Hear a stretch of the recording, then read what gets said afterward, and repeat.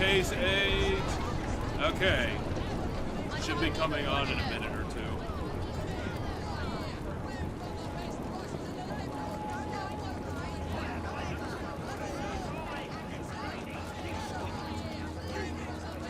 I'll just give it a minute and I'll do an intro, and then hopefully YouTube will catch up to where we are and it'll catch properly.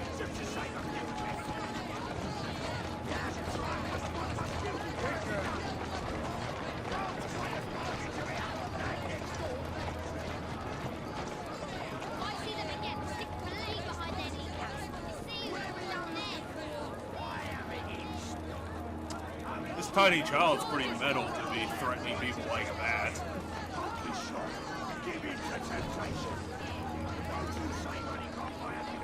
The underclassmen know where to stick their knives. Yeah, that should probably be enough time. So hello everybody and welcome to tonight's bonus episode of The Balancing Act. Part 1.5 of the Dreadful Crimes. We got 2 more crimes left to do, since I had underestimated the game last time, and I think this is going to go on our record outside of the attempted Ocarina of Time thing that we did is probably the biggest backfire that I had ever planned out for the series. But I'm committed.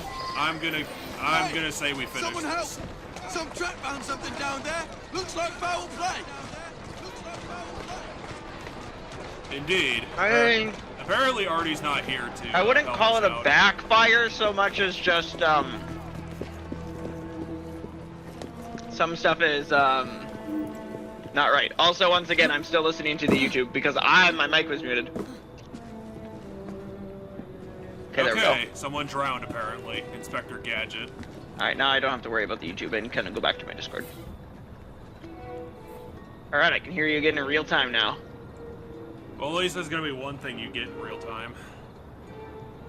Well, because I was watching the YouTube video, and to make sure I'm hearing the real, like the you in the YouTube video, and not mistaking it for the you in real life, I mute you on Discord, which means Yeah, you don't most of the things you said.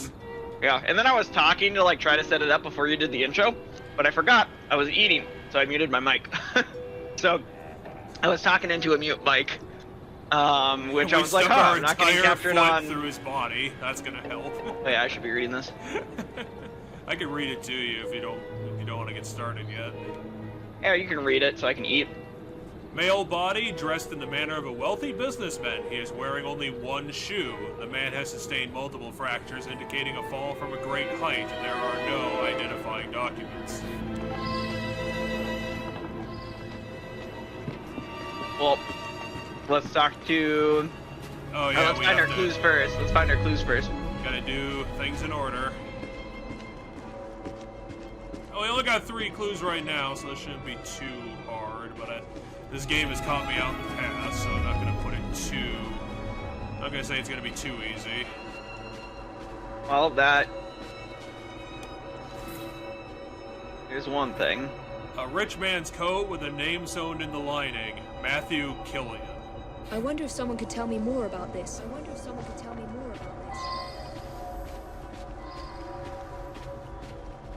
Okay, final clue. Where the hell are you? Scooby-Doo, I need your help. Sniff it out.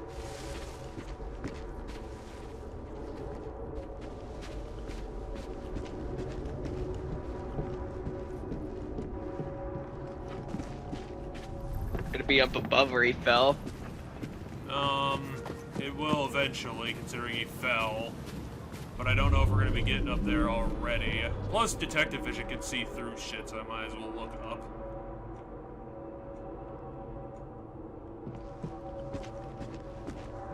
Well, the drag marks, are those a clue? No. But if you follow the drag marks, what do you find? I think I just found the river. Okay, now, can you go up from here? I believe so. I just need to get a better angle. That's what I would try to do. I would try to get up there from here. Apparently not. Oh, well.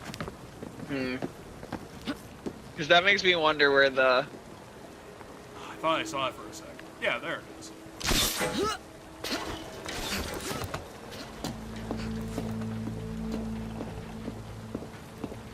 Alright. Hit the detective vision button. Well, you were dead on. Pocket watch, a broken silver watch. The hands have stopped just after midnight. I should go back and ask about this. Time to go talk to that vagrant.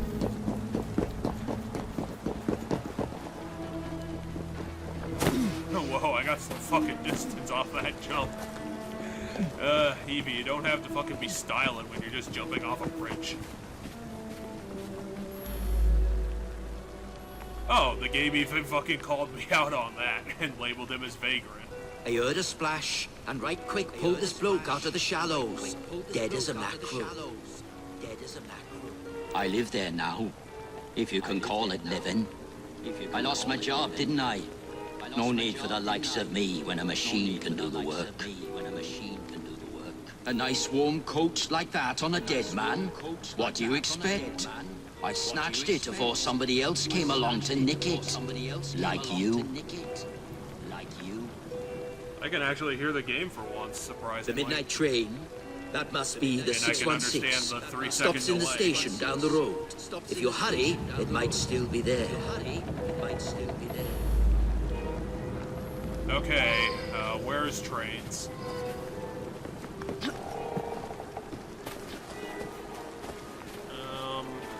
I'll take a carriage. It might be a bit of a drive, especially since we're dealing with trains. I mean, he said it was just up down the road, the station. Here now. But it's property damage again. This is the protagonist lane that the protagonist can use. There you are. I mean, there you are. We're not even there yet. We're not even close. We were talking to the horse, weren't we? I think so. Well, I'm sorry I'm having the horse commit many, many crimes, but it's my fault. That's it. Sounds like hey, you know, just head-on collision with another horse. That's probably fine. Come over and Gotta go get inside. Oh, shut up. Fucking crimes to investigate. Vagrant children to jump over. Okay, so how do I get in this building? I would assume that every building has a convenient assassin hatch somewhere. Hey, look, right on fucking cue. Every government building has to be aired out just in case. I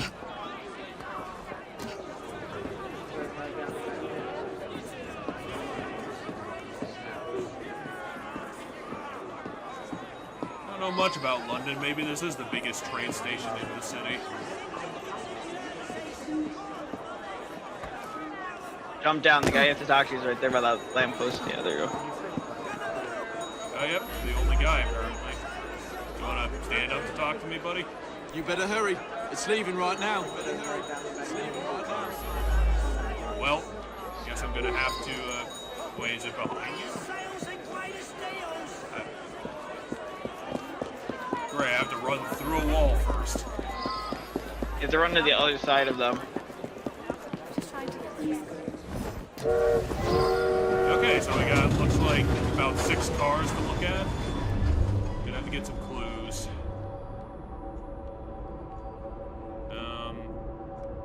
Okay, that's the train station leaving, but where's the clue in this car?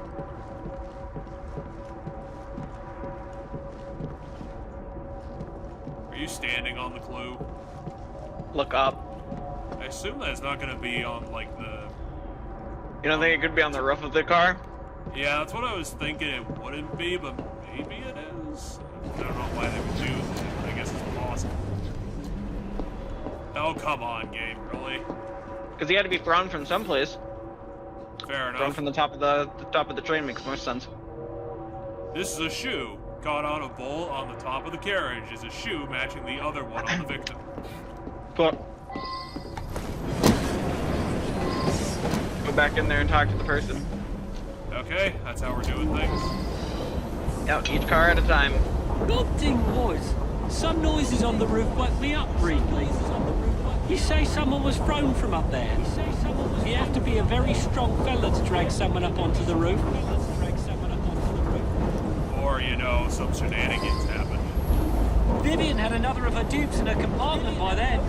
After that, I remember people going past me from time to time, but I was half asleep.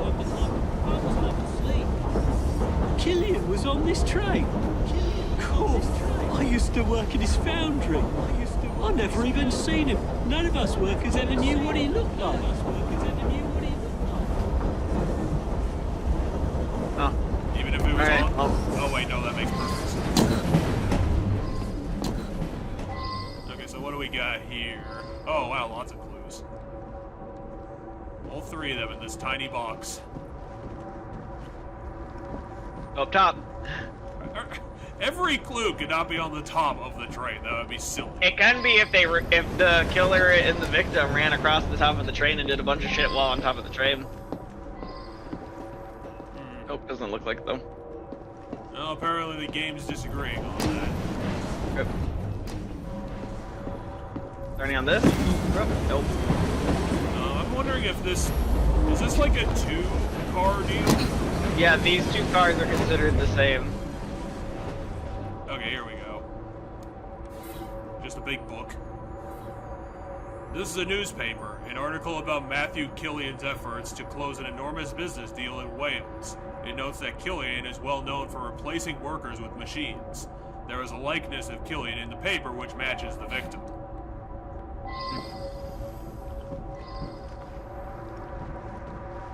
Come on. Is that another newspaper?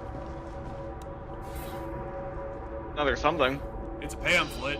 Down with the industrialists, down with the monarchy. Revolution is the only way.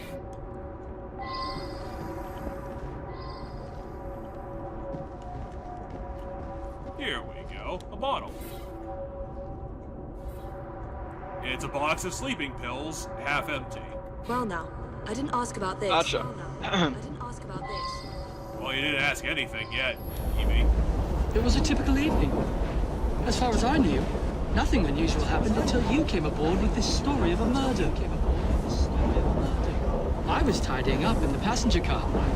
Around midnight, Vivian ran through. She thought someone was looking for her. Just another wealthy passenger. They're all pretty much the same. You know, they all just run giant businesses. Nothing suspicious about those people.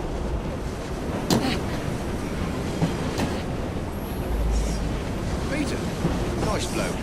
Came here after being sacked from a foundry a few months ago. Tell you, he looked white as a ghost after he served the businessman.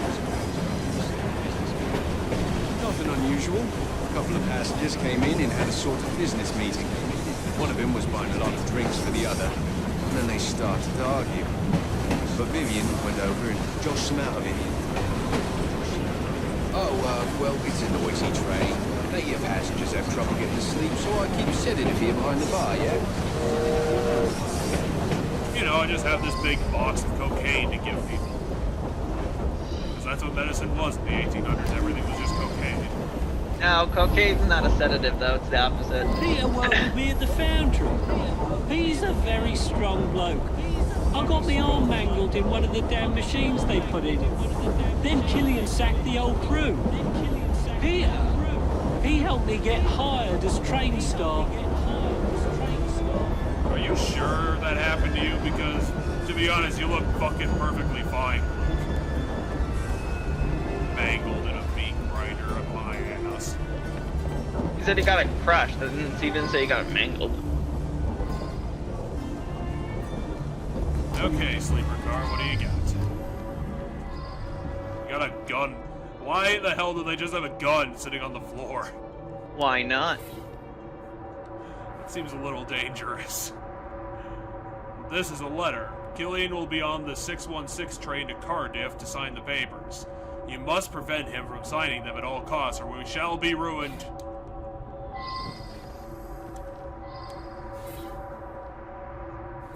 This is a Derringer pistol, a small ivory-plated Derringer. Chamber for 2 bullets, but one of them is missing.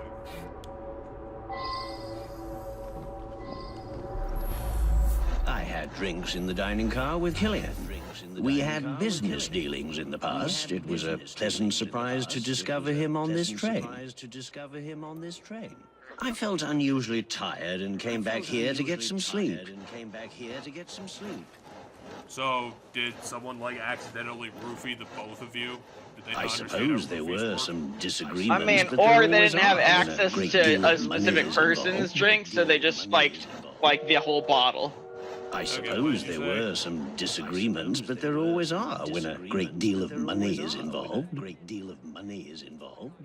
I guess this... I mean, these crimes are kind of goofy, but I don't think they're that stupid to, like, be like, oh, we just, you know... They deliberately fucked up how to do the crime. That probably... Mr. No, Wolf had but a my few point with is Mr. that it's not that they Killian. fucked up Then to the do the young lady crime. invited herself over to have a glass with them. Okay, so they had a meeting, Okay, and then Vivian so- happened. Yeah. Anyway, so if they didn't have access to Killian's drink, like whoever had the pills and needed to roofie him, didn't have direct access to Killian's drink, they could have spiked the whole bottle. So everybody who got served from that bottle got the drugs. But it doesn't matter for the people who you're not targeting, because they'll just go and sleep and whatever. But the person you're targeting, now you can get to them, right? Mr. Anyway, Wolf there you became go. terribly You can click tired, midnight even now. though he'd only had one drink. He toddled off to bed well before midnight. I stayed in the dining car for a few drinks with the barman. Mr. Wolf bought him drink after drink. Then they got angry. But the young lady come over, and it's obvious that Mr. Killian was interested in a rendezvous, like. Around about 11:30, Killian and her left together. To be fair, for a rich guy, you kind of looking a little sloppy there, Sam. I've been Mr. Wolf's valet for going on several years.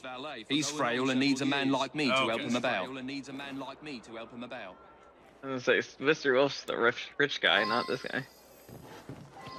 Fair enough, game. You're calling my bullshit again. This one have any clues in it? That's the next car you have to jump to. Oh. Farther down. See how you're standing in a black spot on the map? Hey, do you have any random Alright, this guns must on be the floor? Vivian, but first, let's find the things. There's a vase on the floor. Or a purse. From a distance, it looked like a vase. How goes it, Viv? Hook any more fish? It's a lovely caper you've got going. I need to find me a Bonnie scheme like that. Let's have a glass next time you're in Soho, love. Your Well sis. now, I didn't ask about this. Okay, there's a second clue somewhere. Could be on the roof again. Well, to be fair, the game hasn't done that too often. And it looks like that's not the case this time. So where are you hiding, Clue?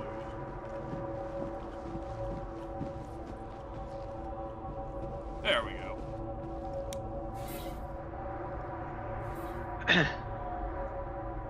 Handwritten note that says, "Come to the restaurant carriage I should quickly." return and find out about this. So you're the only female suspect, and I'm stuck somehow. Nothing unusual at all. This is our I had a Vivian. drink with some gents and then retired to my sleeper. We replaced all the beds with couches, and that apparently works. Yeah, that's the thing that confuses me. None of these cars are sleeping cars. Someone slipped a note under my sleeper door a few minutes before midnight. It said I should come to the dining car. I went, but only Ryan and Wolf's man were there, and they were both drunk. The rich fella, So Wolf I did talk disappeared? with him. Oh wait, no, Very he was charming. We already know Wolf But went a to single bed. woman has to be careful, you know? Did something happen to him? Oh, all right. I flirt with rich blokes and the barman slips them a mickey. I take them back to my sleeper and they nod off before I have to do anything shameful. They wake up thinking they had a night of fun and hand me a few quid. That's what happened with Mr. Killian, but he was gone when I come back from looking for the man who left the note. Well, Okay, so she has a thing with the barman. And we have other things to talk about. It looks like that's the end of the crime.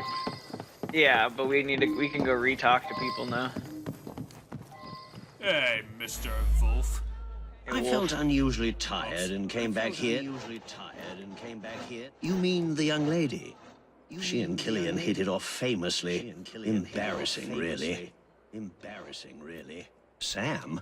He's a trusted valet. He's terrifically strong, which makes him useful in many situations. So because of how posh you are, you have to say how valet is said, just to show it. How did he say it? He said valet. Like, that's not how that works. Hey, do you know who did it? The bartender? That one. Clever little minx. She and the barman got a little scam going. I think everyone on the staff knows about it. I know, okay, he's not the barman. He's just some But he is random trained fuck. staff. And it looks like you're the one who's gonna tie up this whole crime. You, Peter. She rides the train often. She's very friendly with the other passengers.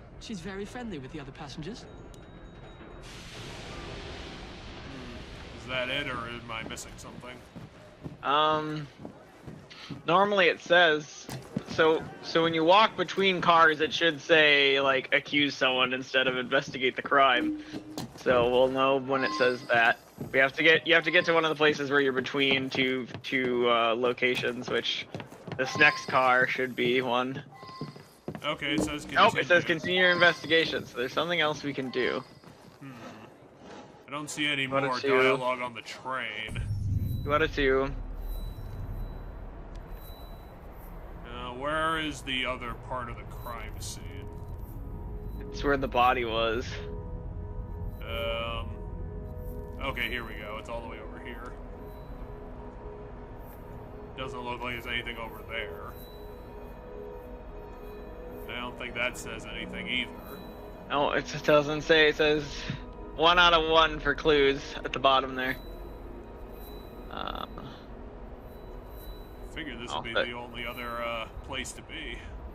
Yeah, I think so. Unless there's somewhere along the route that the train travels. Unless there's something along that when you. Oh wait, isn't that one have a white glass over there? In the restaurant one? Yeah, it might be. We need to find out. I really wish they picked like a different fucking color. No, it says 3 out of 3, 2 out of 2. Huh. I mean, I definitely feel like we're missing information, because, like, I don't fucking have a clue. Yeah, I do too. Like, Unless there's another location on the train we missed. I don't think so. I mean, I can take a look at the numbers and see if I missed something. This one's 1 out of 1, 1 out of 1.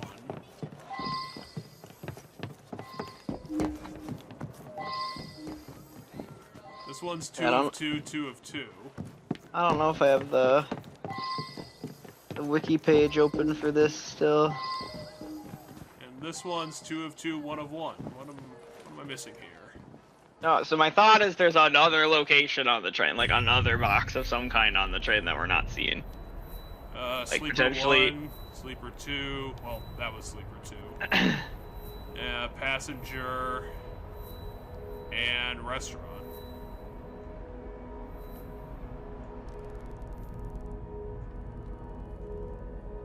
Because I think when we got to the train, it said that was all the locations we had. And it looks like that is the case because I don't see any other magnifying glasses.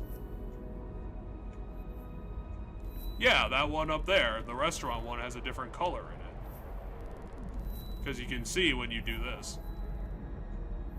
Yeah. So, the one at the front's different.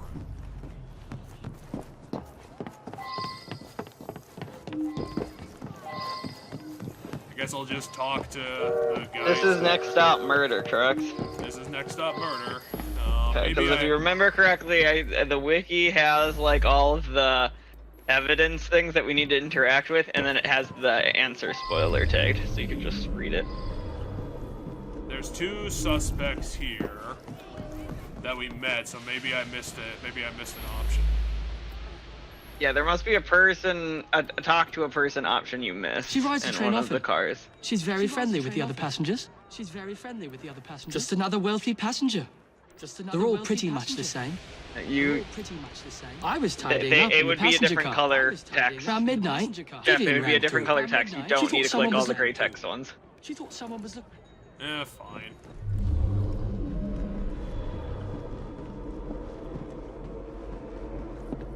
Ryan's the bartender. Wait, where is he? Your left. I'm confused. Down the roof? Is he on the... I don't know how he'd be on the roof. Is there a roof man somewhere?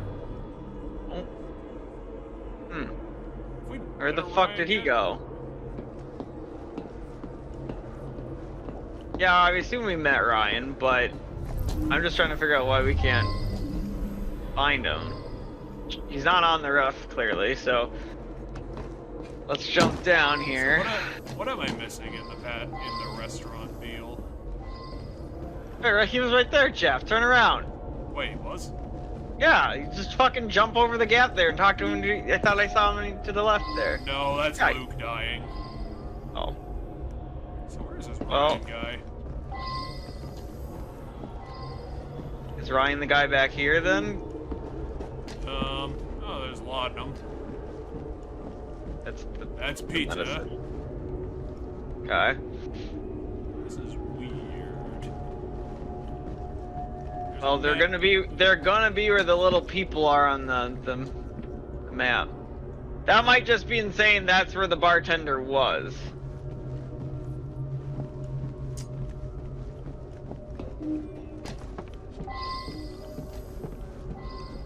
Maybe we should go over the case file and see. I mean, so one guy had, like, the guy right next to you right now on the map has a different symbol next to his portrait there. He has a little bell or something. But all of his stuff is done, huh? Exit out of him then. I assume that bell's on the outside of the train then, and something else. Just run the line of literally every person, Jeff.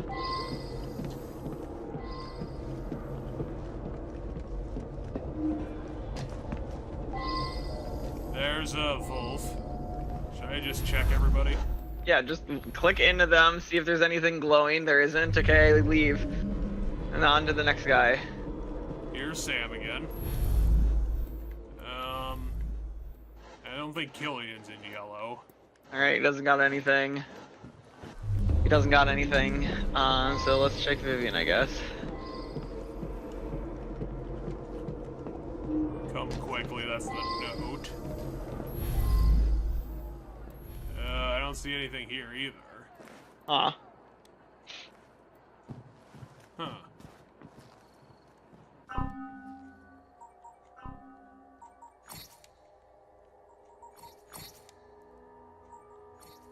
Okay, so we got a coat from the river, the Derringer, the body itself, the handbag, this letter, the newspaper, the handwritten note, the anti-pamphlet, the sleeping pills, the shoe on the roof, and the pocket watch. Met the vagrant. Sam. Vivian. Ryan was the bartender, who says that he did say some things. States that a sedative is kept behind the bar for those passengers who have trouble sleeping.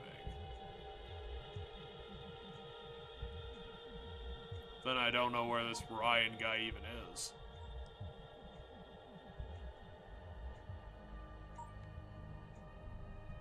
Yeah, I don't know where he disappeared to.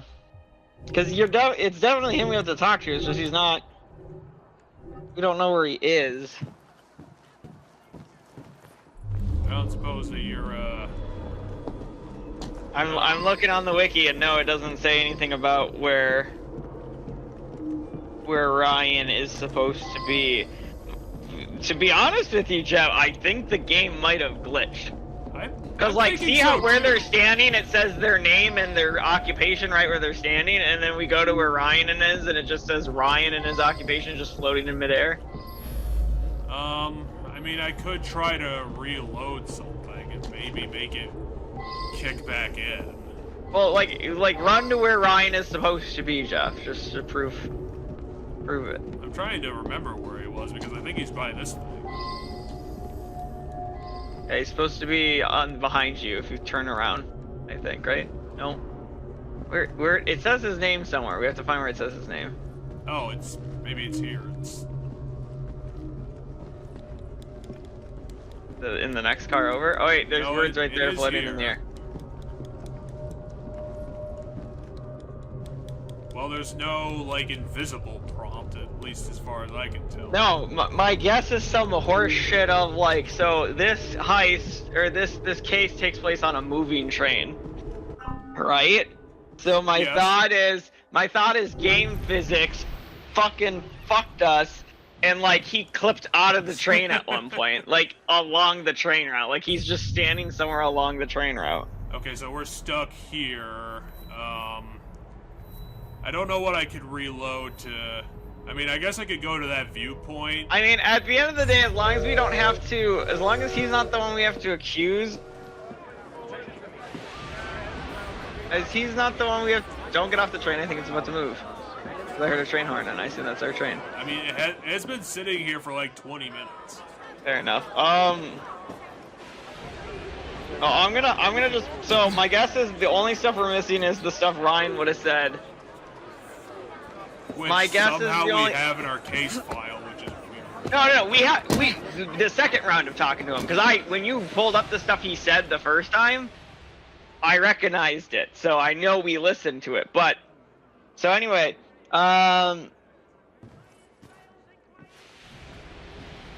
he would have said... Well, we do have what he said, so I mean we can read it. No, my point is there's additional thing, like the evidence we're missing is additional shit he would say have we able to talk to him again. Jeff. Okay. So we have what we were able. So for example, under Ryan here, we have what? Bartender? He's the bartender. It says last evening. Okay, so we have last evening, we have Peter, and we have Pills. So we are missing Vivian and Scheme. So Vivian says she's a frequent passenger. That one hangs about with the wealthier sort, likes to entertain them, if you know what I'm meaning. And then the Scheme says, yeah, I helped Vivian fleece the dupes. I slipped a pill in the wine for the table. Both gents got sleepy, but Vivian picked the richest one. Okay, and so that's all we're presumably missing. That's all we're presumably missing. I have zero fucking clue who this is supposed to be. Well, the first things that Ryan said to us was that he said that the two people met for business. One of them bought several drinks, which we know. Then the passenger argued until Vivian showed up. He stated that Peter became a steward a few months after being sacked from a foundry. He noted that Peter looked upset after serving the businessman, and on the Pills, he says that he keeps a sedative behind the bar for passengers.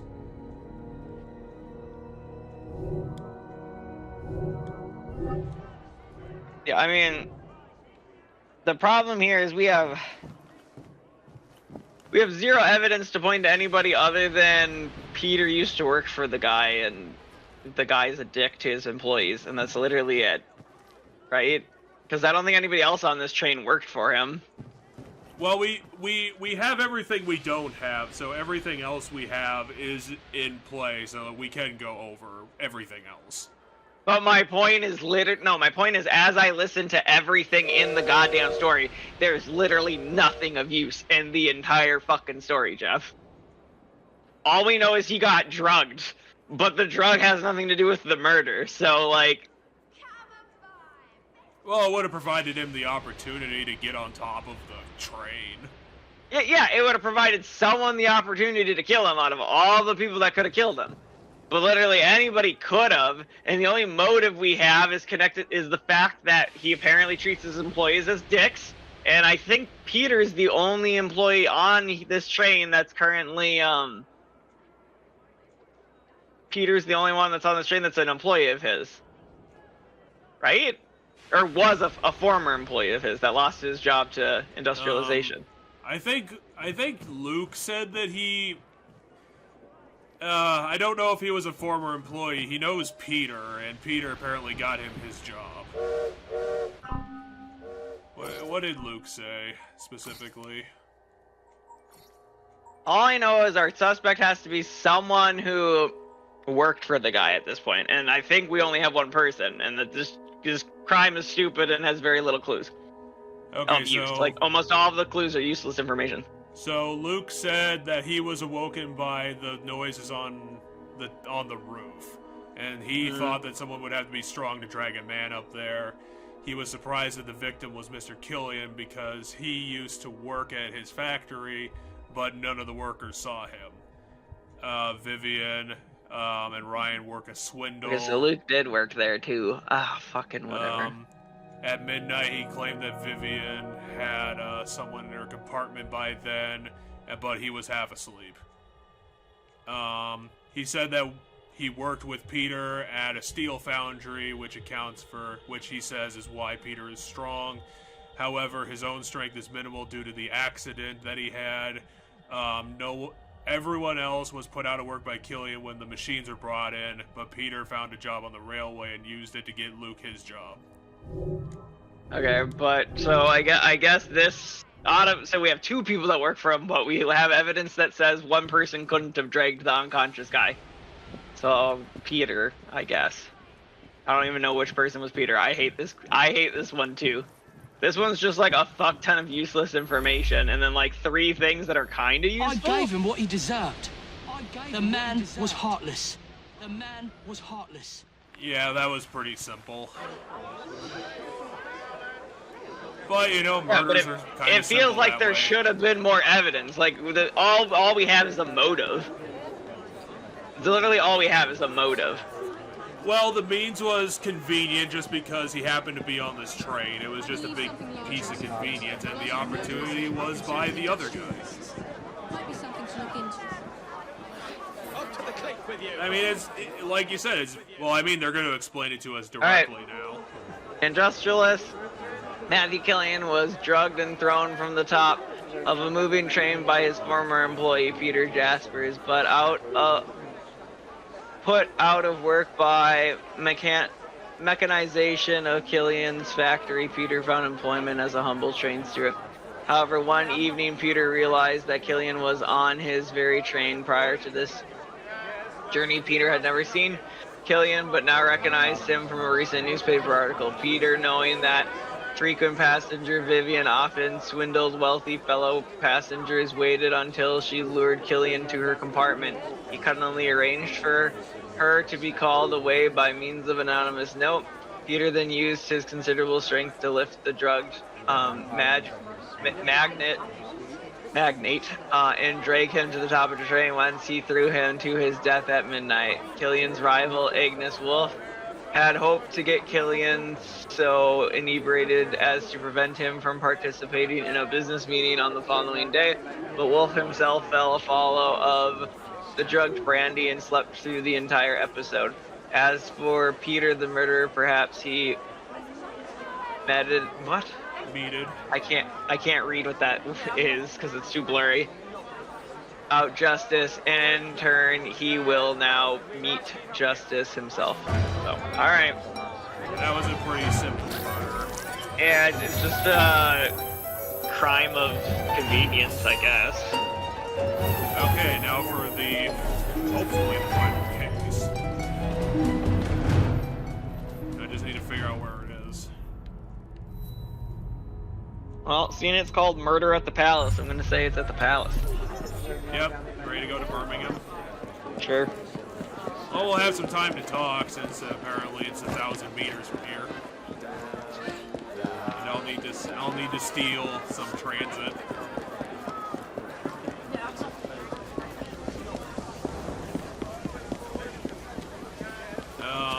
have it scheduled. I don't know what our schedule is. Tomorrow we're going to be doing Undertale episode 4. Fuck your hat, buddy. You don't deserve to have nice clothes. Hey, you, guy. Give me, hey, come back here. I have to GTA you. Give me this. I need to go save the queen. This is official business.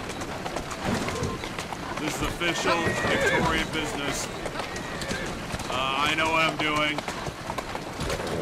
The cops are all corrupt. Don't listen to them.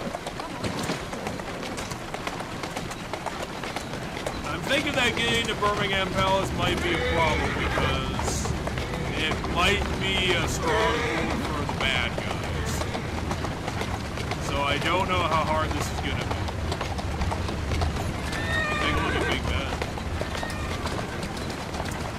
I just got confused because you were like, oh, Birmingham Palace. I'm like, wait, isn't the palace in London? And I went and looked it up. Yes, the palace is in London, but they probably have a second one in Birmingham.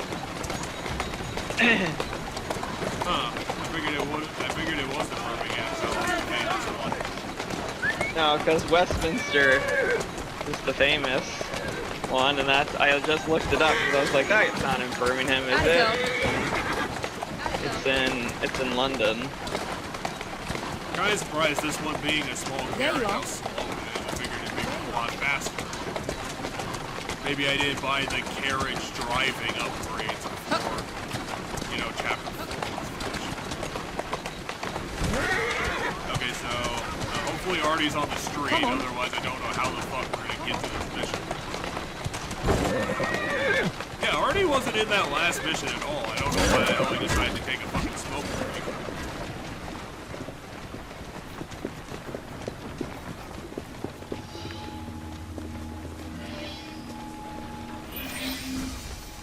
So what case you gotta work on, Aberdeen? Tell us the goss.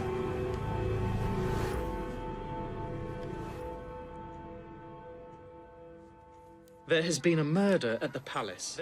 I need you to be careful with this one. Anti-royalist pamphlets have been cropping up and tensions are high. The Queen is very nervous about security. This way. She's very nervous about security, but not the murder itself.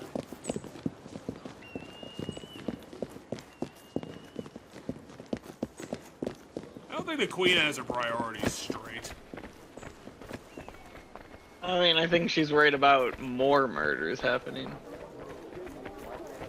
This entire crowd is gonna get bombed in a few minutes. That'll bring the numbers right up. This way. Don't have time to kill the beef eaters.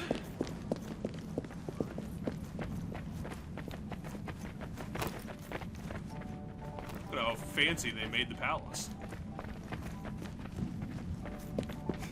Think of all the time that the 1,000-person staff working on this game dedicated to making all this. Good luck.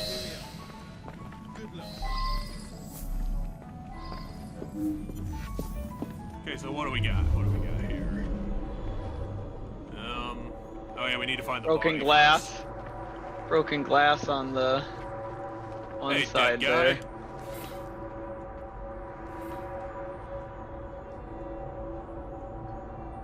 A member of the palace guard, slumped in a contorted position, eyes and mouth wide open. The body shows no signs of violence.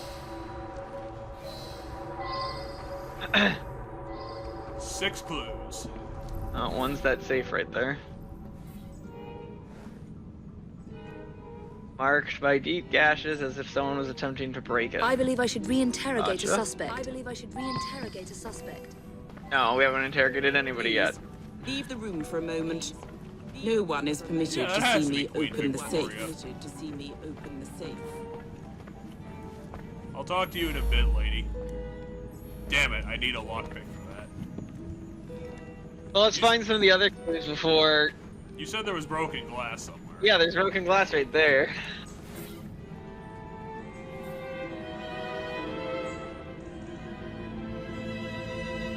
I mean, it's big enough to allow, like, I don't know, an 8-foot-tall dude to come in.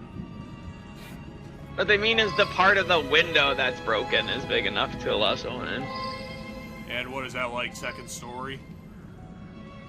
Yeah, it looks like it might be. Oh, big stain. Broken vase.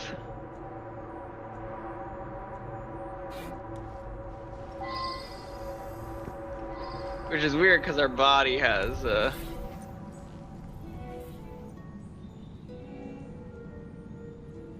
letter from Scotland Yard to Her Majesty's Private Secretary, Sir Henry Ponsonby. Dear Sir Henry, I am troubled to have to write concerning a disturbing situation that has recently occurred yesterday.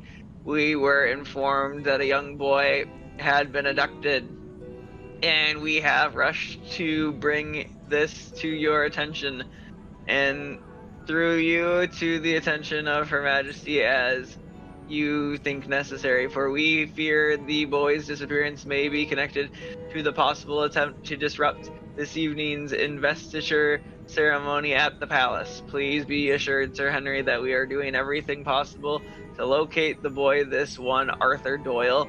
Doyle's address is amended. The guy who wrote Sherlock Holmes. We need to find Arthur. He's clearly missing. Yeah, and then... Where is the final clue? I think it's inside the safe. Oh no, it's right there on that table, that letter. Because the queen said something about leaving the room so that she could open the safe.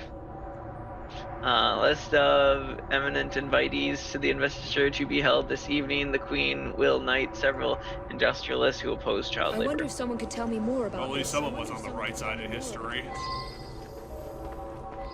Anyway, Queenie, what's going on? Talk to Her Majesty. Oops.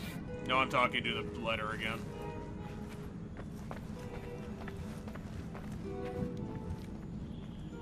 Is it someone outside? I mean, you're the one who's yellow. You can talk. She'll be the one to talk to her. But she said leave the room so she can open the safe, Jeff. So my guess is you leave the room. She opens the safe, and then you can question her once the safe is open. Can you believe this, Aberdeen and the royalty? I cannot imagine that someone in their was after ridiculous the scepter. painting. I must see it. I ordered the scepter with the dove to be brought from the tower to tonight's event. Thank heavens! So they brought it from the tower and put it in the safe?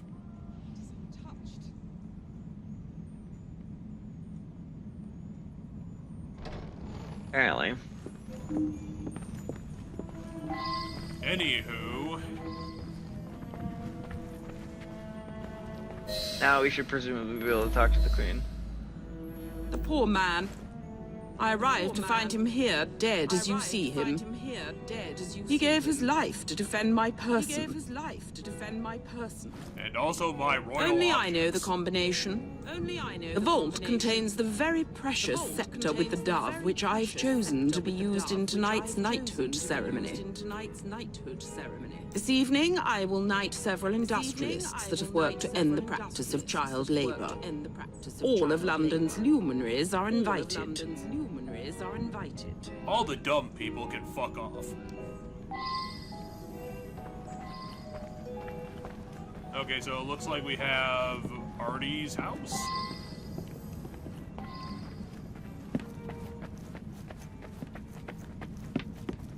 How do I get out of the palace quickly? I imagine I'm probably just gonna have to run downstairs. You just go out the window the murderer used. Oh yeah, that'd work. What about this room? You got any open windows? No.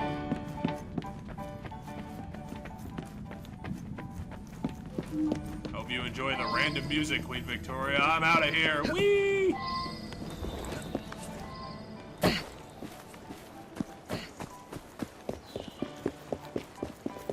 Okay, I'm in the courtyard. I'm gonna have to jump the roof. Actually, no, I can make that a lot faster.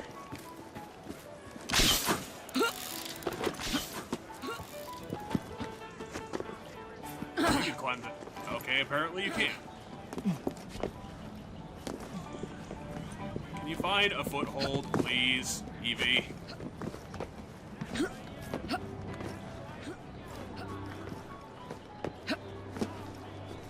May have taken them 4 years to draw all this architecture, but it's getting in my way.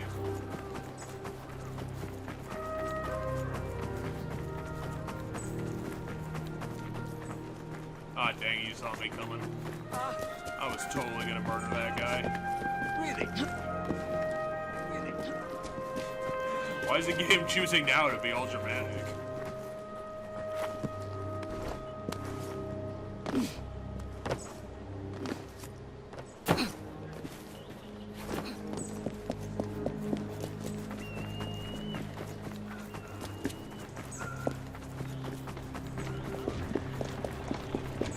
How far away is Artie's house gonna be? Game. Pull up the map and see.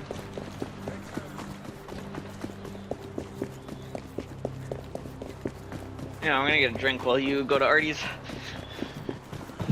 Fair enough. This is what I get for choosing. Anyway, if the guy who did it is named Moriarty, I'm gonna punch a wall. Then you'll lose your deposit on the wall.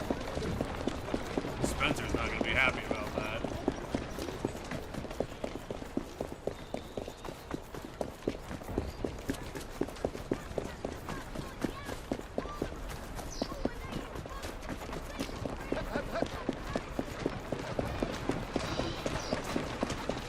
I mean, if you're gonna put it this far away, game, you probably should have fucking put a distance marker on it. Jesus Christ. I mean, once again, you could always have pulled up the map to see how far away it is. But that would ruin the surprise.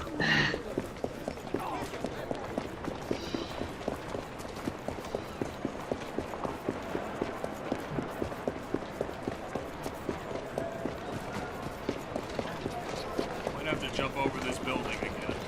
Not get too close! Probably would be faster to run around the building.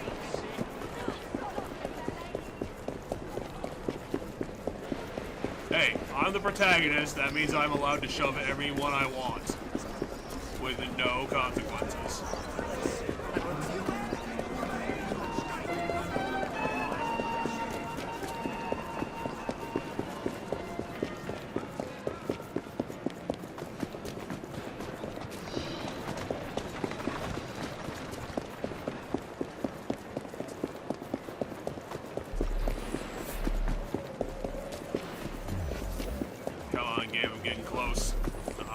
Smell it.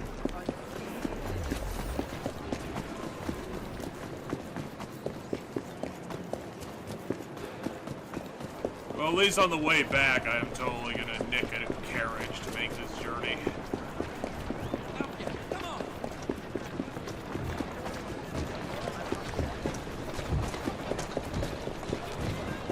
I mean, presumably we have to go someplace else next, but yeah.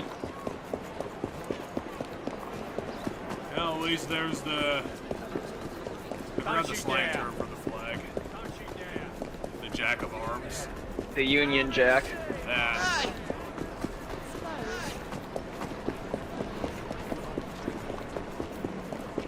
Yeah, there's a bunch of places we have to go to. I'm looking on the wiki. We're gonna have to go to Buckingham Palace at some point. We're gonna have to go to, Okay, I think we actually made it this time. We have to go to Buckingham Palace. We have to go to, another palace. Oh yeah, because the address was in that letter from the palace, so that's where we have to go and we have to go to a publishing house here in a second. That'll be the next place, apparently. Okay, 2 clues, 2 suspects. Alright, we'll find our clues first.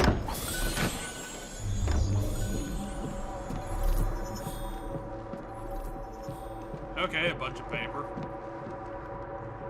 Alright, conspiracy board. It's an evidence wall. Sure. That's what we call it. I always call them conspiracy boards, but you know, evidence wall, sure. drawing and text linking various clues of the various clues and anomalies throughout the mysteries that have been solved and the resulting penny dreadfuls. The final scroll message is unfinished, leading to I should go back and Raymond. ask about this. I should go Or back Ramo. and ask about this. We need to go find Ramo. Oh, there's the other one. It's right there. Yeah, it was on the other wall. A sheet of apparently blank notepaper. Okay. Artie's been all in a state. Thinks there's some sort of master criminal on the loose. Then this morning, he's gone. Come to think of it, he had been going on about the Queen this and game all for is, the last day this or case is two. going in a direction. Seemed to think she was in some sort Yeah, of trouble. conspiracy. So what do you have to say, tiny child? He said he was onto something. Said everything added in clues. You know, when he thought something was important, he'd write it up in invisible ink. Lemon juice like. He'd use smoke to read it. If you have a way to make smoke, you can see what it says.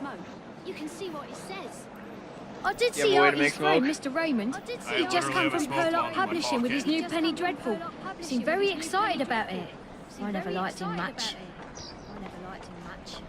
Thank you, Dooley. Alright, so we have to go to the publishing house. It's the next location. But we can also throw the smoke bomb on the ground and read the invisible note now.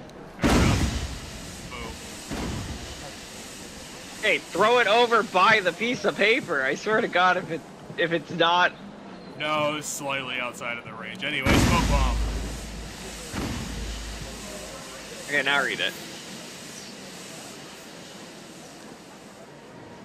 Written invisible link. Perlock Publishing, Henry Raymond. It's all connected. Follow the clues. Okay, so, yeah, Perlock Publishing is the only place we got. And this time, open the map to see how far away it is. Currently I'm building. You can't pull from that while you're climbing. Yeah, I just wasn't going to piss you off a little bit. Okay, so it's not so far away compared to the other one. Yeah, I don't know why people looking at this game were kind of annoyed at the grappling hook. It saves me so much time. Jeez, that was a hell of a jump, Evie. Hardcore parkour. Is this parkour? Yes, kind of. Hey, it's one of those buildings I don't understand. They're just for so you don't have to climb all the way to the roof. You just run through them, I assume. Oh, never mind. This is the place. I didn't realize we were already there. Gallery proof. A typesetter galley proof for a penny dreadful explosion at the palace, with some descriptive text. Attack at the heart of Britain. Buckingham Palace in flames. Will the Queen escape? The book is written by Henry Raymond. Okay, so he's planning to bomb the palace to make his story true.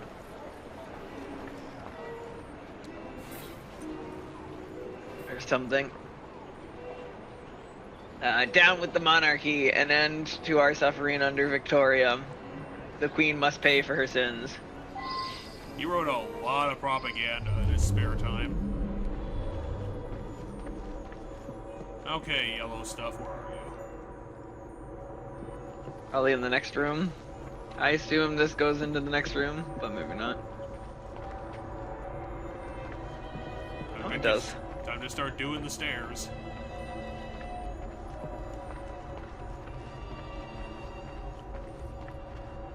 Is there something by the hat stand there? Oh, there's something. I'll take another look at it. A big map with the letter X written on it.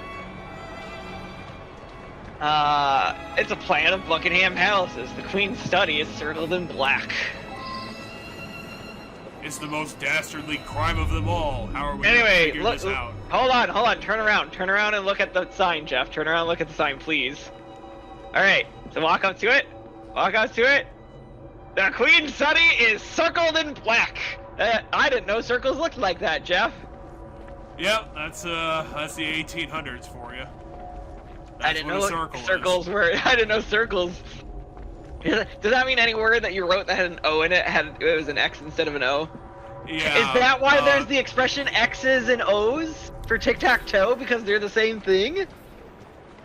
It was a very stupid game back then. Empty munition crates clearly marked Prescott munitions number 406. An explosion at Buckingham or 408. I don't know for sure. Well, apparently the game thinks we can go solve the crime. But apparently we have to go a long way first. Anyway, carriage. It isn't so much accused, so much as warn them about the bomb, it says. Because it says speaks to a palace guard. The beef eater's probably just gonna try and kill us because they're all or some shit. So yeah, I will say, even though I played this about 5 years ago, somewhere around there, I do have a vague memory that this DLC kind of ended badly. Okay. If you're not a fan of Sir Arthur Doyle, is also just Sherlock Holmes in real life thing that they're doing because he figured out the conspiracy or whatever the fuck. No, I think it just wasn't a very good case, even in comparison to the other cases that we had done. That's it. Well, there's like 4 cases that I think are absolute horseshit. And by 4, I mean I think 3.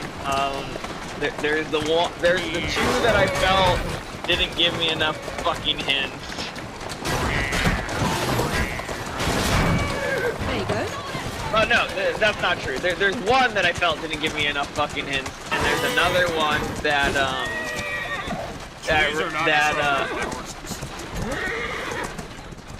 That's it. I could probably just make the next 100 feet on my own too. But yeah, there was one that I felt like didn't give me enough evidence, and then there was another one I felt gave me all the evidence, but when we review it in our book, yeah, the detail I needed wasn't in the book for whatever fucking reason. It was said by the person the one time you talked to them, but it was also the first guy I think they're inside the building. Well, technically, they're just right there. In the courtyard. There's at least 100 people here for the knighthood ceremony. The Queen will use the scepter. Okay, I'm gonna have to yell at everyone really fast. Okay, evacuate the guests. Bomb! There's a bomb everywhere! Ah! You, get out of here. Ah! We got things to warn do. Them. Cannot wait to see. Yeah, you didn't warn them! You just ran past them! I pressed the button. Ah, it's because you fucking tackled the guard as you came in. We're gonna fail this because you literally couldn't tackle the guard. Egregious boyish. I haven't had a chance to check. Yeah. You tackle the guard like you shouldered a guard as you like ran into the palace, and we literally aren't gonna be able to do this in time. There may be an explosion because of that. Evie, could you say that a little faster so that you know I didn't fail? I've saved them. Nothing is happening. No, you didn't. I didn't. No explosion. What is this? Well, oh, it didn't matter, I guess. Raymond, why has he done this?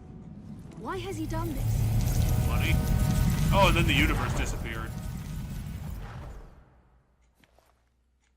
Hey, we're in our mind palace. You are more naive than you appear. More naive than you appear. That's cool, game.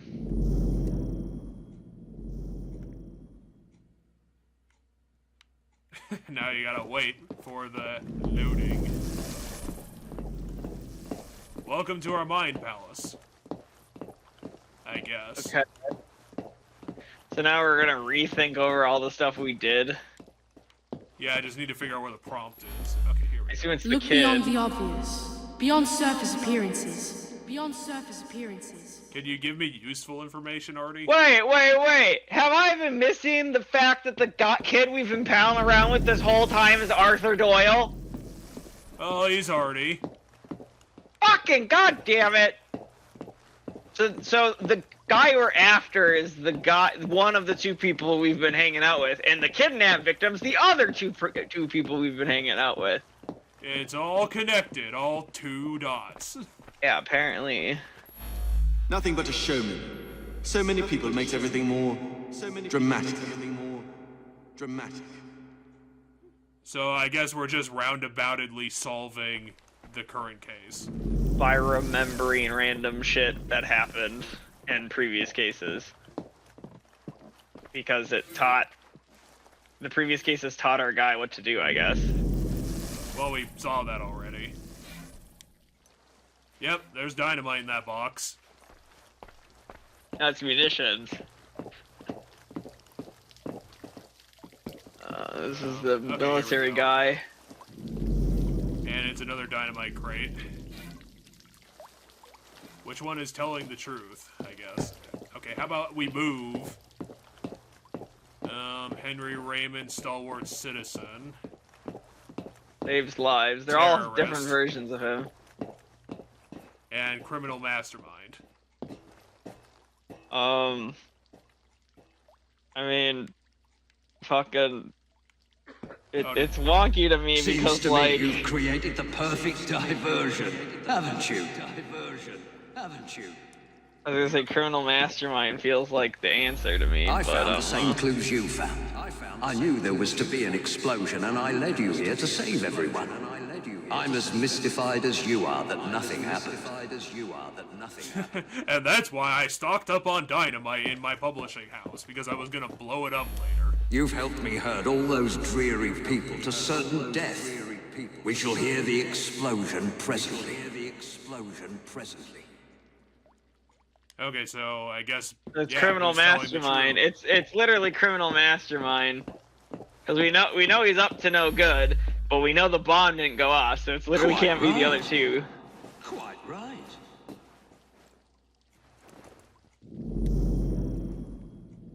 Oh, dang it, all the clues disappeared.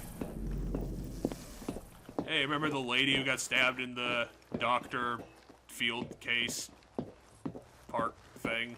Where's the prompt? This is one of the ones that pissed me off. Because literally, in order to know what you needed to do, you needed to know that they were making reference to Dr. Jekyll and Mr. Hyde. Left-handed man. Oh, and hey, it's the one you hated the most. The timeline case. I mean, I was so mad at the timeline case. So one was bad storytelling. That was the doctor case, the one we just looked at, the one in the park. And then one was bad game design, and that was this one. I liked this case. I hated that the game didn't save the information that was literally important. Oh, and here's the locked room case that wasn't very good.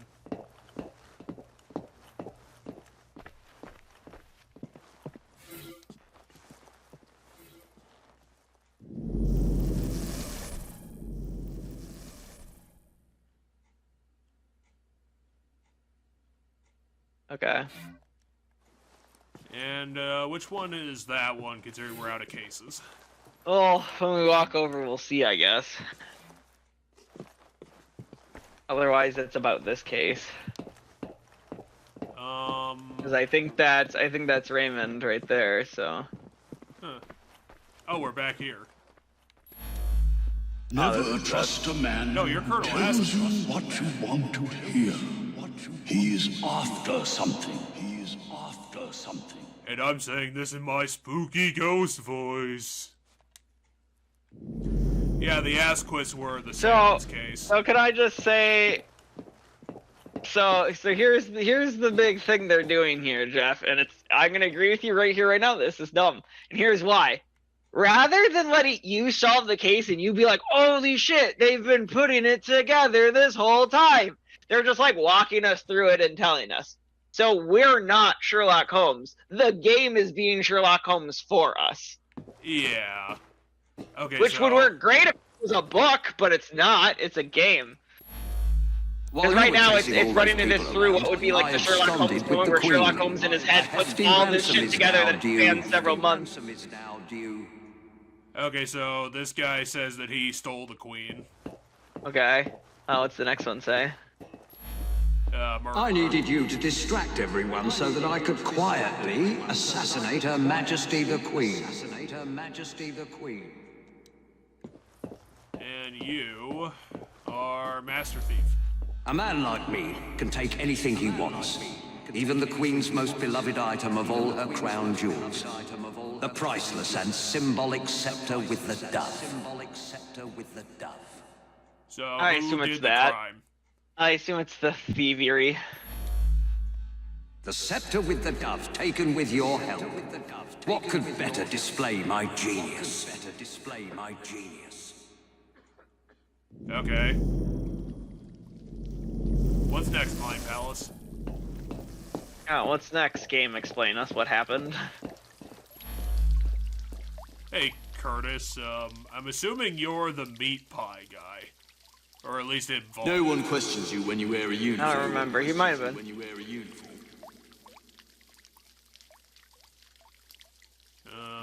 Yeah, it's just random things we've learned. They're just re-quoting stuff from previous cases. So, like, no one ever questions the person in uniform means he's disguised in a uniform, right? It's shit like that, like... Oh, yeah, here's the twice dead guy. But where's the clue? It's on the table right there. It's a spider.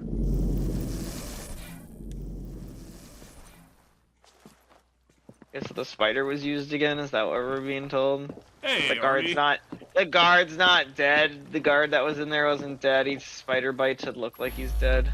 I suspect the solution will turn on geometry. What the fuck does that mean?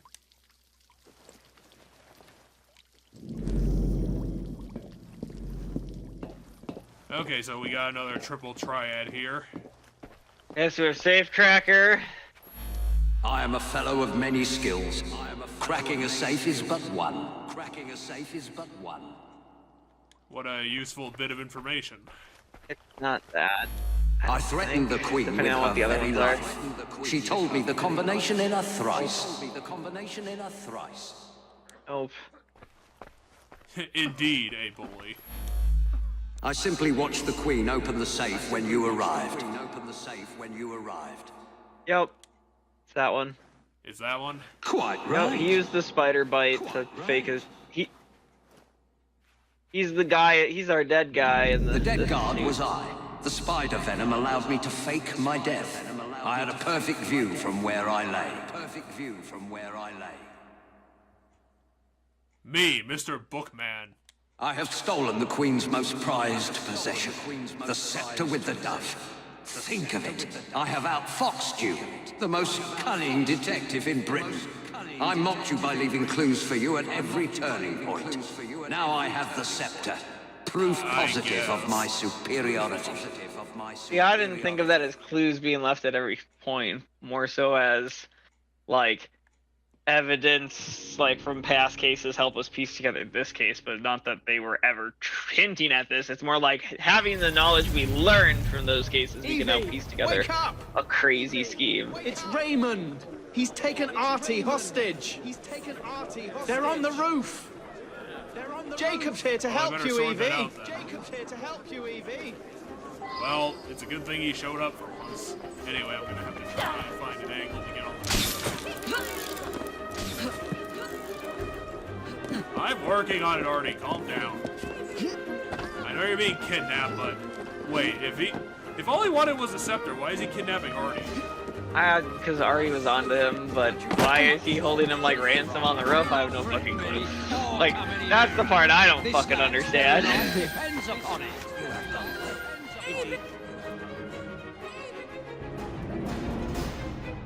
I don't know. I think we can probably get him because I don't give that much. Keep him busy, Evie. So it won't be long now. I mean, Artie can't die because he has to grow up to write Sherlock Holmes. Artie the 9-year-old is somehow famous. Anyway, Jacob is going to solve this case because they're twins and no other reason. I mean, I think the idea here is that Evie's got him at gunpoint, so now Jacob can sneak up behind him and assassinate him. Okay, so do this the simplest way. That will feature in my next story. Must I remind you, do not move. I'm not moving.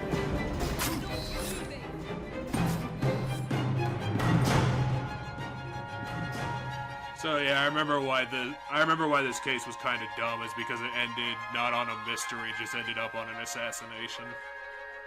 Yeah, it ends on them just telling you I how suppose this crazy means our of a detective schemer days this are man over. is. And But what about you, Artie?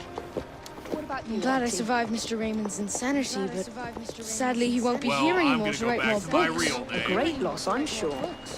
Quite serious, Miss Evie. Me and my friends waited every week to read the next number and find out what happened next. Why don't you write some yourself? A fellow would have to be very clever indeed. Sounds like you'd be in your element, my dear. The gruesome Whitechapel murders by Artie. I should think I would use my full name. By Artie Conan Doyle. I'd use Arthur. Sounds more of a serious fella. Yep. More of a serious fella. So yeah. thus, because of our characters, Sherlock Holmes was created. So I did want to tell you that I remember that eye roll moment. It's like, yep, it's Arthur Conan Doyle. And yeah, I'm gonna kill one of you just for fun. Anyway, time for a getaway. Before they realize what happened, run! So yeah, that was the Dreadful Crimes. Something that I thought was a lot more fun from a long time ago. I mean, they were fine. Like I did, like I told you before, I didn't think this was gonna be like, you know, a super like really great rollicking time, but I thought it would, you know, been cute. It would have like had some legitimate mysteries to solve. But apparently that didn't happen. I don't know. Okay, so here's this, Jeff, because I wanted to know something about Henry Raymond.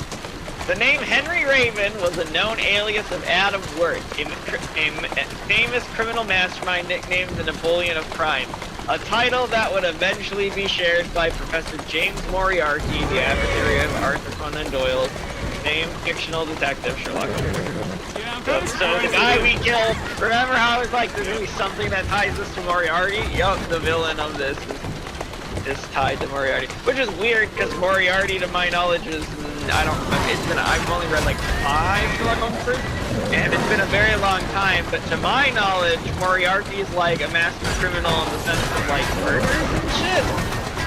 I thought,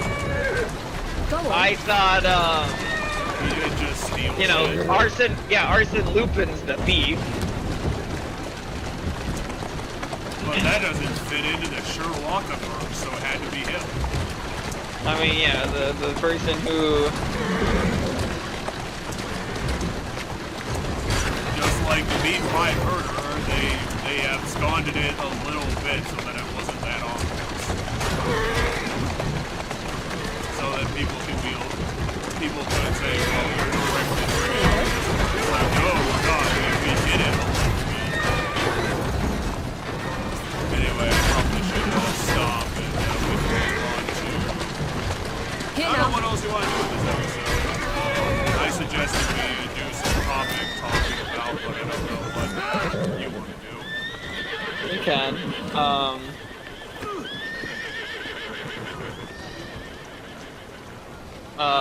Maybe things will be quiet if I get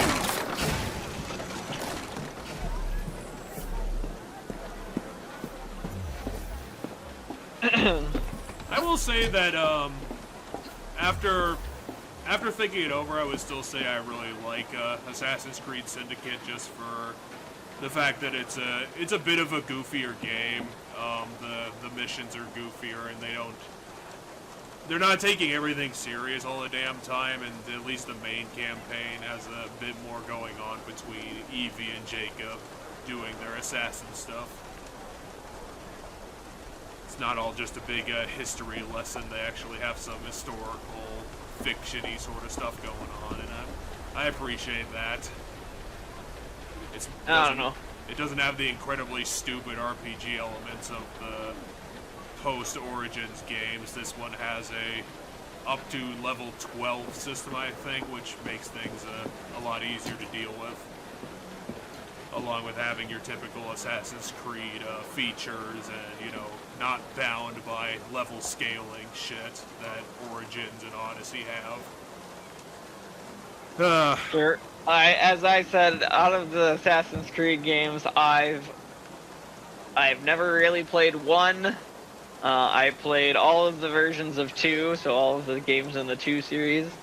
I have played probably half of 3, and you know, I decided the games were just Like by the end, I was like, well, they cut the larger interconnecting story of all the games after 3, to my knowledge, what I was told, and I was like, well, that was the thing I was the most curious to see where they were going with it, and they cut it, and you know, I don't necessarily think I care enough about playing it. And then they ended up, it felt like very quickly they ended up like printing out these games like faster and faster and faster for a time being. I think it's slowed back down now, like it's not as fast as it was.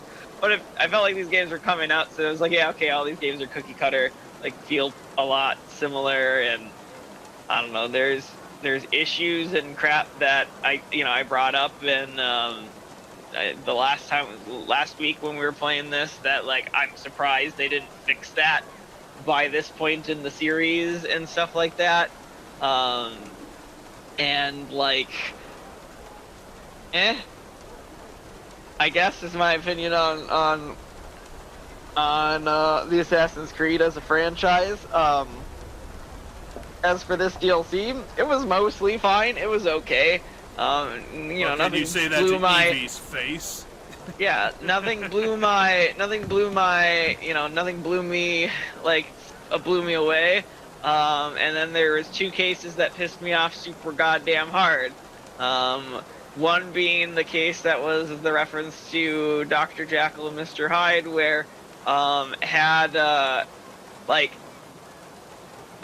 felt like the game you had to be like, okay, in this world, Dr. Jekyll and Mr. Hyde can happen to accept that this is a thing. Otherwise, it just sounds like you found letters corresponding between 2 people, the killer and the doctor, instead of like his ramblings of switching between the personalities. So like, that was kind of dumb, and that one annoyed me because of that. I was like, okay, I guess, like, I felt like the game didn't do enough story-wise to let me know that the Dr. Jekyll and Mr. Hyde thing was happening. So that one was dumb and felt like it failed from a storytelling standpoint. And then the one that pissed me off even more, because it would have been, as you said, you thought it was the best one, and it probably would have been the most interesting one had it not fucked me over, because the developers decided to leave out a very important clue from the fucking dossier that goes into your folder when you collect all the stuff. Like, the game's like, yep, you have all the clues, and I'm like, okay, how long would it take to die from the stabbing game? It goes in there, doesn't say anywhere in our information how long it takes to die of the stabbing. So I'm like, okay, well, I know he was stabbed in the stomach, and being stabbed in the stomach takes a while to die from if it's just one stab. So he must have died from this. And then the game's like, no, he died from the stabbing, you dipshit. And I'm like, well, you didn't tell me how long he had until he died from the stabbing, but you did, but you didn't put it into the record for me to check later. So at the very end, when I reviewed all the evidence, it wasn't in my review information. It was just said early on in the case, and you either memorized it throughout learning a ton of information in that case. It has some of the most information out of all of the cases that is relevant and you need to know, because there's like 7 different murders that are happening on this guy, and you have to figure out which one killed him at what time. And for whatever reason, in your saved information, you can find the times it took for everything to kill him except for the stabbing, which made me think it had to be the dropping, because the dropping of the crate would have killed him instantly, and it was the very last thing that happened. and I'm still really mad about that one. And I think the game developer is fucking garbage. Like, I don't know how you fucked that one up this bad. Like, you need to have the information that's relevant in your dossier when the game says, hey, to review information you learned about the case, go here. And if information that's relevant isn't there, you fucked up. I will say that it is pretty clear by revisiting this that this was definitely slapped together through a shoestring budget. Like, they did not fucking... I don't even know if they barely double-checked this thing before it went out the door. This was a freaking cheap project, and apparently no one really gave a shit about it. Because there's errors, there's spelling mistakes, there's fucking stupid bullshit in it. Like, this is very clearly just slapped together very quickly. Yeah, and yeah, most of the cases are okay. Like, it's typically like you bumble around learning information until you find like the super clear, like 2 sentences of information that like very clearly points at one person, and then you go accuse that person, and that's it. You know, and they made reference to several things in this. I mean, this last one was a big, like, Sherlock Holmes reference with, like, the whole Sherlock Holmes mystery, putting it together in your head moment, which wasn't really that like, wasn't like, good. Yeah, so the way they went about it was bad, because, like, what they were trying to represent there is that, like, our character, like Sherlock Holmes, is doing that thing where suddenly all of the shit from the past is, like, flooding into their mind, and they're suddenly seeing all the dots, right? That's what it was trying to do. However, the player isn't putting together those dots. The game just kind of tells us what happened. So instead of solving the mystery by putting clues together, the game just tells you step by step what happened. And then goes, hey, were you paying attention at like several points along that thing? You know, which of these 3 guys is it, right? With the Henry Raymonds, like. Yeah, that Mind Palace section was it wasn't properly established. It didn't feel satisfactory. It's just. It didn't feel satisfactory because it took the power away from the player. Yeah, there was no mystery to that whole final case, and that's yeah, it just, the ending wasn't thought out like much, so it. I mean, they wanted it to feel like the end. They wanted it to feel like the end of a Sherlock Holmes story, and they did. However, the player doesn't feel like they were Sherlock Holmes. They just feel like the game decided to tell them what this solving was, so the game was Sherlock Holmes, not you. Like, the player didn't get to be Sherlock Holmes. The game got to be Sherlock Holmes. So, like, Yeah, also, rough. It's not, unlike a Sherlock Holmes or like a mystery novel, where like the reader who's reading closely can put it all together to know what happened by the end, so that they can also do the like when Sherlock Holmes is like putting together and like just, you know, monologuing all of his shit, you can be like, ah yes, I put some of this together, or ah yes, here's the one thing I missed, right? You can do shit like that, but this wasn't that, because nothing in this entire DLC told us, hey, there's a bigger crime that all of these cases are building to. Nothing said that. So, like, we didn't know to pay attention for clues that could be used in this case from the past cases, because nothing told us that. But if it was a Sherlock Holmes book, we wouldn't be investigating the other ones. We'd be investigating just the last one, and by investigating the last one, we'd have to read through the other cases or something. So, I don't know. It fucked itself at the end. Like, the ending is mediocre. The rest is just okay for the most part. Then there's like 2 big oversights, in my opinion, in 2 of the cases that make 2 of the cases absolute trash. So you have the, you know, most cases are just okay, then you have the 2 cases that are trash, and then you have the 1 case that's mediocre, which is the last case.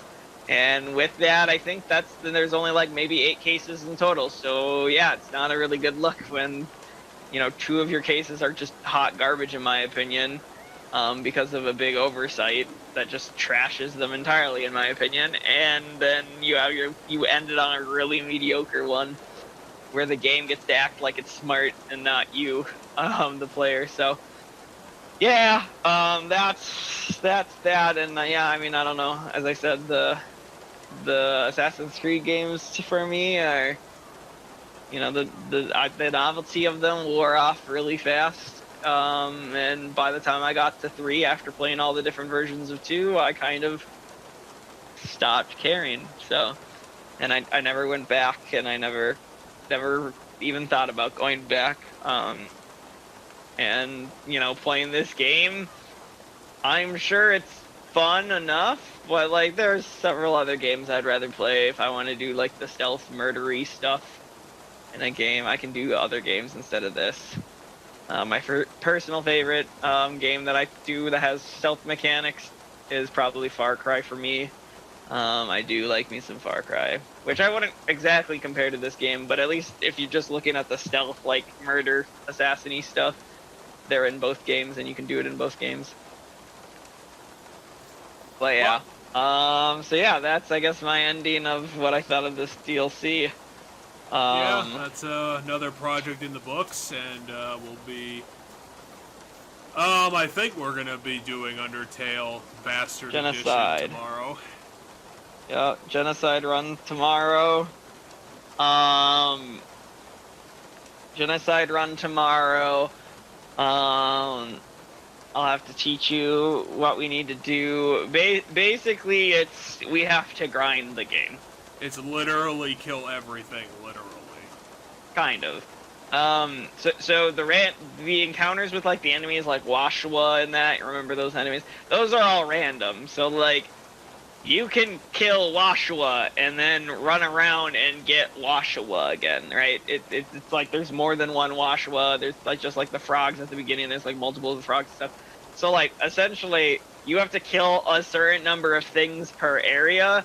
And once the game figures out that you're doing a genocide route, when you go to save, instead of the normal, like, thinking of the fact that the mouse might one day get the cheese and blah, blah, blah, fills you with determination. Instead of that line being there, it will just say a number left to go in red, and then you can save. Like, it gets really dark with that, so it's just like this many left to go, and then save. So when that number hits 0, that means we can move out of that area and on to the next area. But the game has to first pick up the fact that that's what we're doing, so... So we'll have time to talk about stuff. Yes, because there'll be a lot of, like, literally just, like, walking back and forth in a room waiting for random encounters to show up. Because we have to do a certain number of random encounters, and then we can go do everything that we need to do. So, definitely something I wanted to bring up in our podcast half is the game that I recently picked up while I was waiting for my final Pac-Man games to come in the mail because I fucking misaddressed the original order I put in. So that's fun. I've been playing the new Princess Peach game since that came in the mail. Yeah, how's that been? I'm actually really impressed. Really?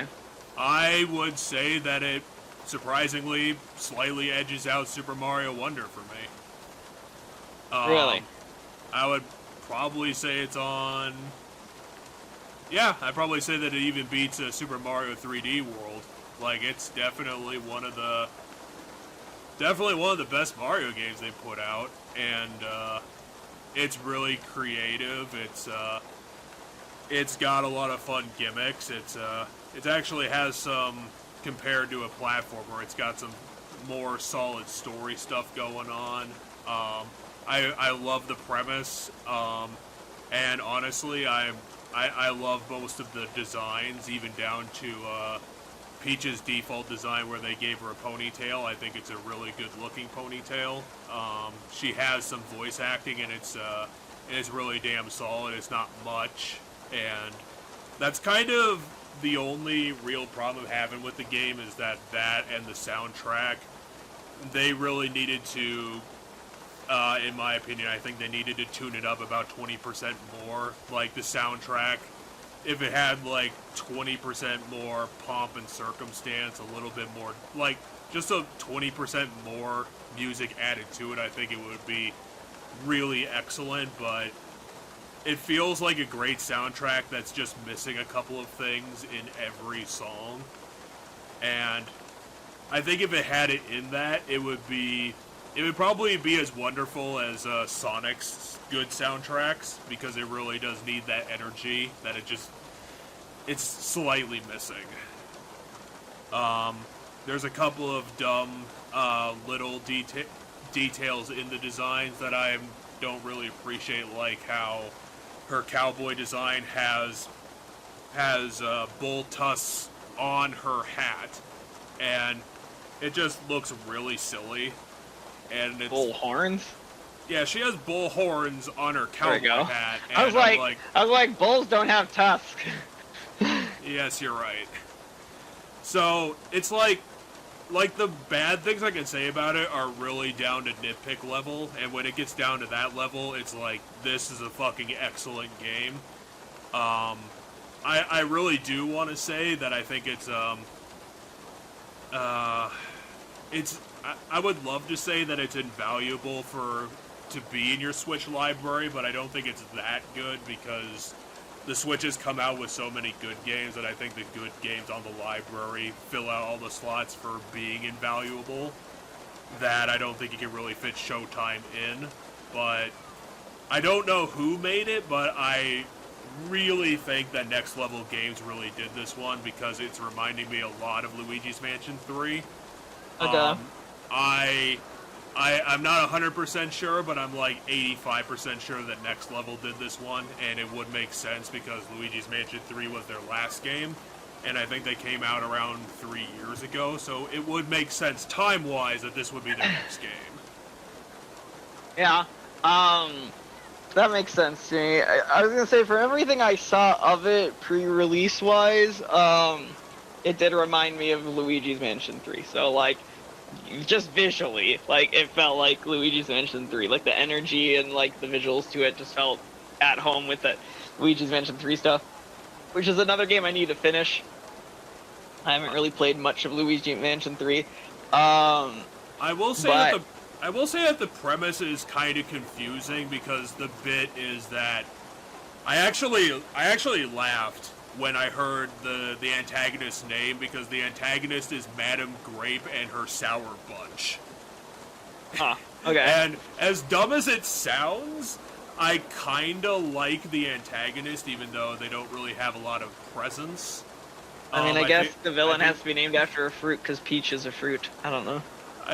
But the thing I don't really understand is that Madame Grape's deal is that she magically takes control of a I don't know what you'd call it. I think you just call it a stage theater, but it's a large theater for stage plays. And Peach and the Toads go on a vacation to see some shows there. Madame Grape takes over the whole building that it's in because she wants to corrupt the stage plays that were going on into her own thing. And the thing I'm not really understanding is why Peach cares about the theater to stop Grape at all. Is the thing she's just a general good person. It's one of those things I can't really square, because I just don't know what Peach is really getting out of it, other than maybe she's trapped in the building. But that premise is used like very wonderfully. Like, this thing is designed entirely around how all the levels are on stage plays. They gave her 10 different costumes. Yeah, I think I found a picture of all the costumes here. I'll send it to you. It's got so much creativity, just so many different gimmicks and types of gameplay that I was just really surprised by it. That's 10. Let me count. 1, 2, 3, 4, 5. The stage theater thing ties it all together. It feels like Crafted World, and it feels like Crafted World, but like in a plot where it works 100%, where it's not just designed weird to be weird. There's a really good reason why it's all odd looking.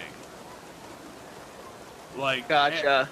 And it even works in the little details, like in context. They're like, oh, that castle in the distance, we need to go over there, and it's this tiny backdrop on the background, like on a stage play, and it's like it just, they thought through all of the small details, and like I am just loving this one. This is a very excellent Mario game, and I would say it beats out the tentpole games, a whole bunch of them.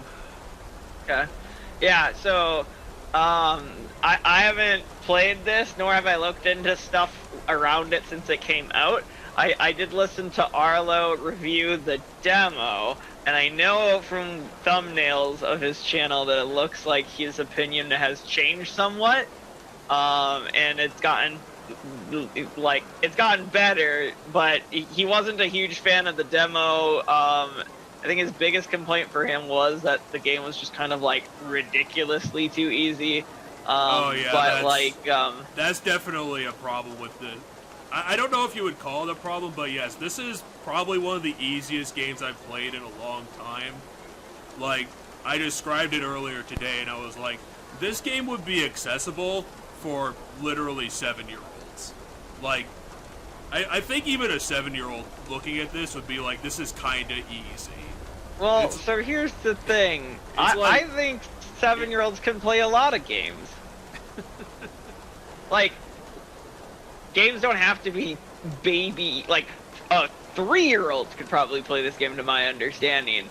As long as you can understand what press button is and what colors you need to go towards when. Like as long as you can, like, know what, like, where you need to go on the screen and press the button to kill stuff, to my knowledge, that's basically all you need to do in this game. Because, like, yeah, when I was 7, I was playing games that are fucking a million times harder than this, and, like, sure, some of them I couldn't finish back in the day when I was that age, but, like, some of them I could, and, like, they don't have to be so hard that, like, you know, that's my thought when it comes to video games. But at the end of the day, I typically ain't too bothered by difficulty. So I don't expect the difficulty of this game to bother me. I know one thing, there was a couple of things that I thought were kind of annoying in the sense that, like, they were elements that felt like the game plays itself in a way. Because I know there was one thing, so the demo, so just to clarify, from what I know of this game, the demo apparently covered the Baking Peach, some of the Baking Peach stuff, and some of the Sword Peach stuff.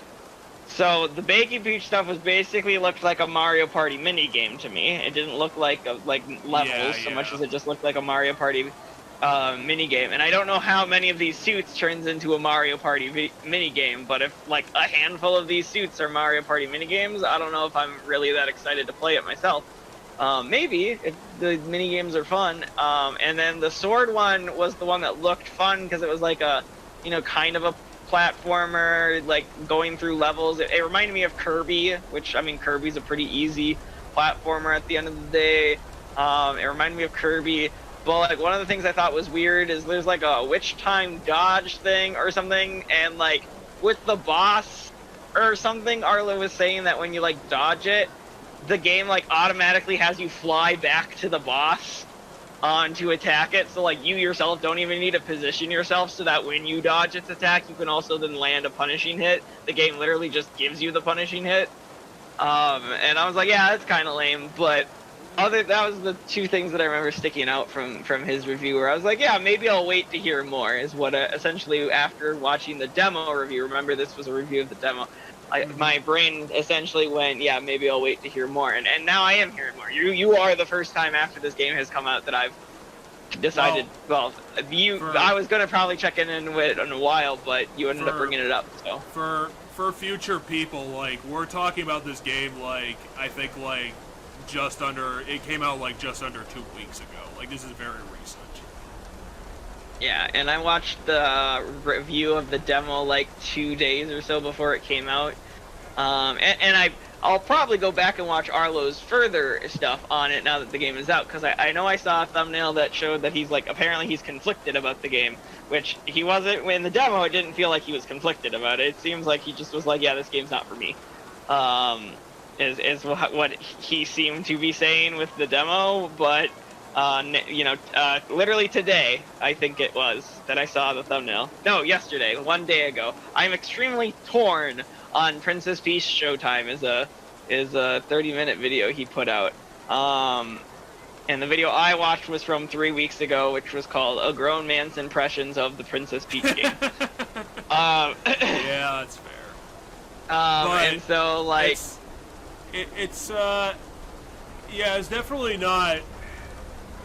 It's not really aiming for a particular audience. I think this is pretty general. I would say that the difficulty is leaving for wanting because, like, you don't have to slap around people too hard with your bosses. I mean, your bosses should be the places where, you know, you have to stick up to a challenge to some degree, but it shouldn't be too bad. But yeah, this one is definitely...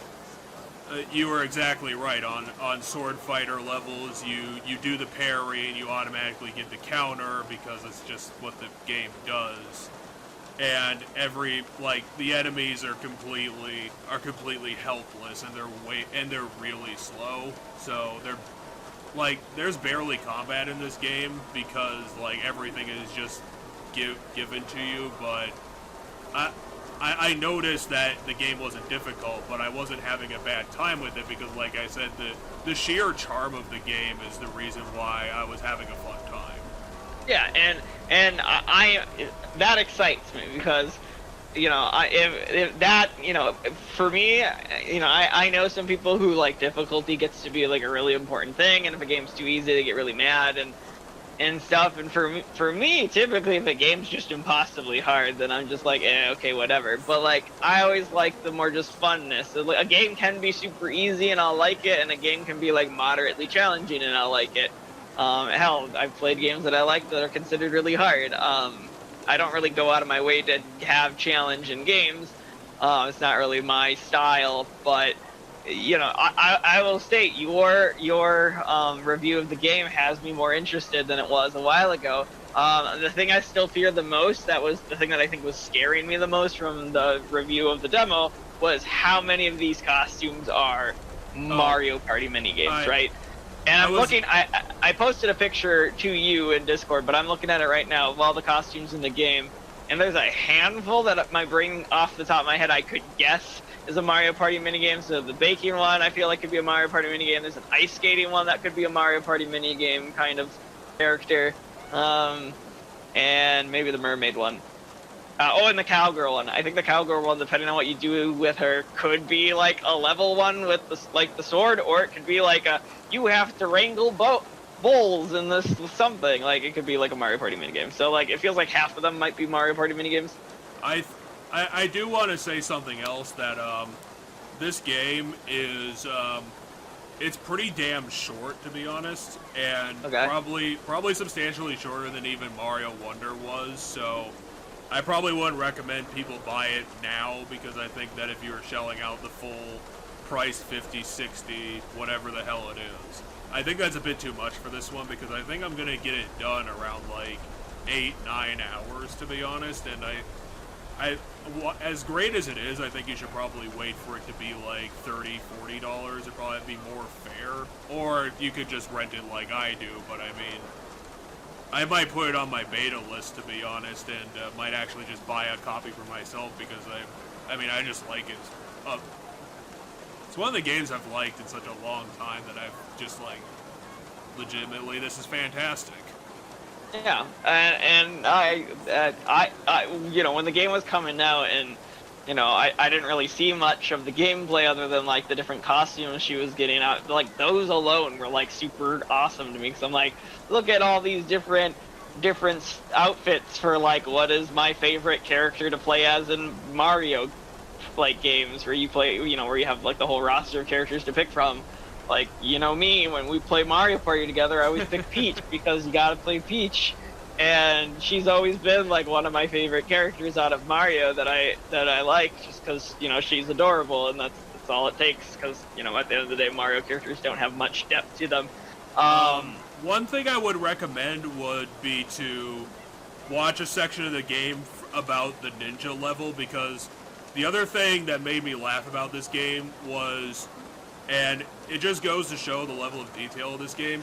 Try and watch the ninja level try to do stealth, because I legitimately laughed when I first got to that point in the game. Yeah, so I'd rather save that laugh for my own experience than playing the game if there's something to laugh there. There are definitely some costumes. See, I didn't know of all the costumes until right now when I pulled up this picture. So I knew about the Baker one, I knew about the sword one, I knew about the Sherlock Holmes one, I knew about the karate one, and I knew about the ninja one. I don't know if I knew about any of the others. I might have known about the cowgirl one, but I don't know if I did or not. I definitely did not know about the mermaid, the ice skater, the robot, or whatever the fuck she's supposed to be, Power Ranger, and I didn't know about the Phantom Thief. And I actually really like the Phantom Thief outfit. I'm like, yeah, Persona 5 Peach. Yeah, Mystery, I don't remember what it's called, Mystery Thief Peach was a lot of fun. Is that what they call her? Well, I don't remember what they call her. It's something Thief Peach. I'm gonna assume Phantom Thief, because that's what she's dressed as. I don't know if Phantom Thief. Well, I just don't know if they explicitly called it that, or they were like, oh, we're gonna call it something slightly different to, you know, not have the direct connotation. I don't know. I mean, I don't know. But that was one of the levels where I was like, oh, the frickin' OST on this would be so good if they pushed it up another 25%, you know, brought out more instruments and... Okay, it's called Dashing Thief Peach. I googled it. I was like, this could be like Persona 5. You're just not there with the music, and it annoys me because this should be really, really good. Yeah. I looked it up. It's Dashing Thief Peach, which like makes sense because one of the things of Phantom Thieves is this, you know, level of charisma they have, and dashing, you know, as in, you know, you that charisma. So yeah, makes sense that if they want to change it from being the word Phantom Thief, at the end of the day, it's a Phantom Thief outfit, because as I talked about with you the other day, when we played Persona 5 for the first time. Phantom Thief isn't Persona 5 original. Like, the phrase Phantom Thief is not distinct to Persona 5. It is a type of thief in literature, sometimes called the gentleman thief, or the gentleman burglar, or the lady thief.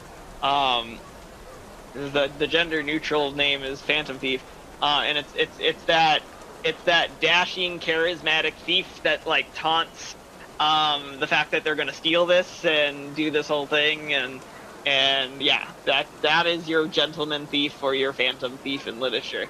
The big one, as I brought up, because it does come up right away in Persona 5, is Arsène Lupin, who is a fictional thief that fought against Sherlock Holmes, albeit not Sherlock Holmes, because eventually the writer got in trouble for it being Sherlock Holmes and changed it to Hermlock Sholmes, I think. Which is, funny enough, the name that then gets used in Ace Attorney when we get to that game that has the Sherlock Holmes guy in it. The Sherlock Holmes guy in Ace Attorney is named Hermlock Sholmes. Yeah, they needed to dodge the fuck out of that copyright. But yeah, I was gonna say, I don't know too many, one of the big Phantom Thieves is Arsène Lupin. Another one I can think of is like Catwoman, is that character as well. There's a couple more. It's gonna take, like, basically, the Pink Panther, the big one, I believe. I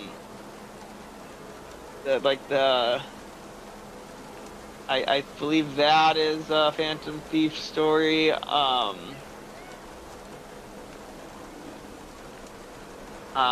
There's more and other shit. I'm just... Well, you've done your research on this right now because you love the genre. I mean, I do like it, but I haven't like read most things that have it.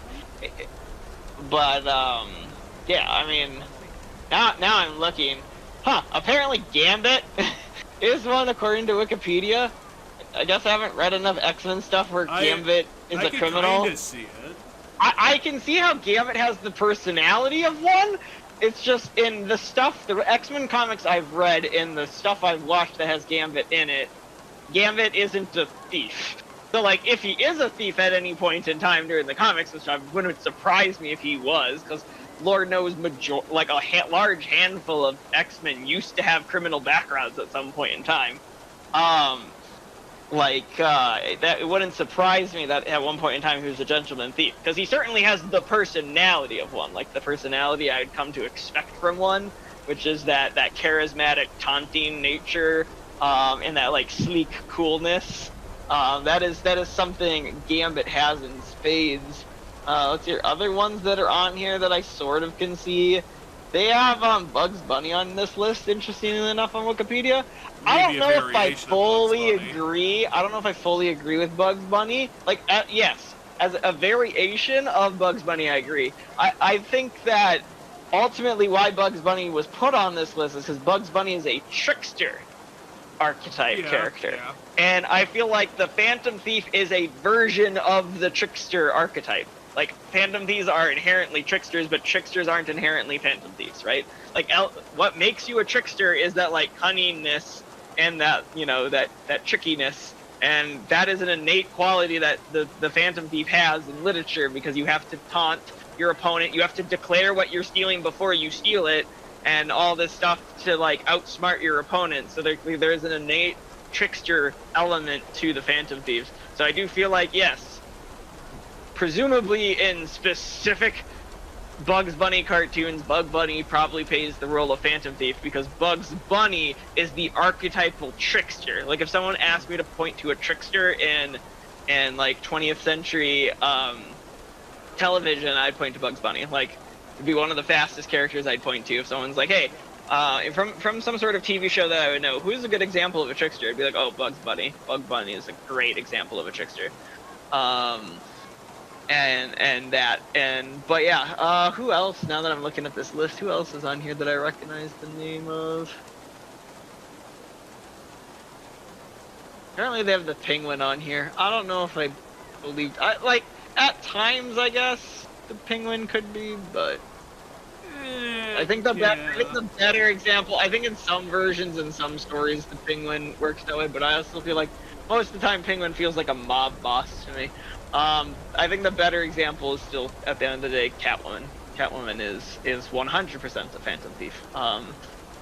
Let's see here, other things. They have a character from Ocean's 11, but I've never watched that. But yeah, knowing what Ocean's 11 is, like any of the heist movies, just kind of a name. Oh, Black Cat! How did I ever forget Black Cat? Felicia Hardy from the Spider-Man comics. Okay. Really just another version of, like, it's just Catwoman again.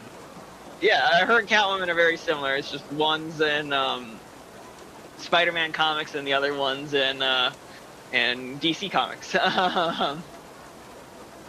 But yeah, what else is on this list of characters that I recognize now that I'm looking at it and I'm curious?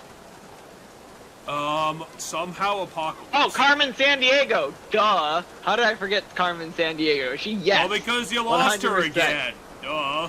True. It has been a long time since I've had to. I used to play like the games as a kid. Like the Where in the World was Carmen Sandiego games as a kid. Carmen Sandiego. Yeah. Way back in the day. Maybe someone's done a fucking YouTube video about that. That'd be fun to watch. On Where in the World is Carmen Sandiego. They made a new show, actually. There was like a TV show or something that aired, like a cartoon. Specifically Where in Time, the old CD game. I actually, surprisingly, it came up in my recommendeds. I watched a video that someone did about the old SpongeBob game Employee of the Month, because oddly enough, that was another one I played back in the early 2000s. And that was a lot of fun. I was gonna say, I don't quite remember. I played a couple of the like Game Boy Advance SpongeBob games, but I can't remember which ones they were, what they called. Oh yeah, Kasumi Gato or Goto. I don't remember how to pronounce her last name, from Mass Effect. Yep, she's a Phantom Thief. She was one of the DLC companions in Mass Effect 2. Yeah, I kind of remember Kasumi.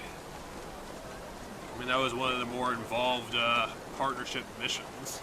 Yeah, because you go on a heist with her, and you have to like infiltrate the party and do all the stuff. And yeah. if you're curious, we do have an LP of Mass Effect 2 4 years ago on the channel.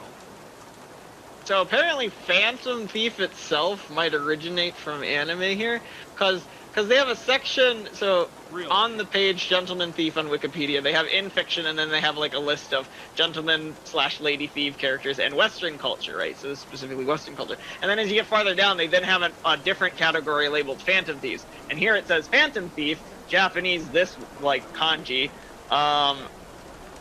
is the term for gentleman/lady thief in Japanese media, such as anime, manga, and JRPGs. It draws inspiration from Arsène Lupin and elements of other crime fictions and detective fiction. So I did not know that Phantom Thief apparently is the Japanese term for this category of character. I just assumed it was the term that eventually arose for a gender-neutral version of it, because gentleman thief implies male, and that's why you have gentleman thief and lady thief.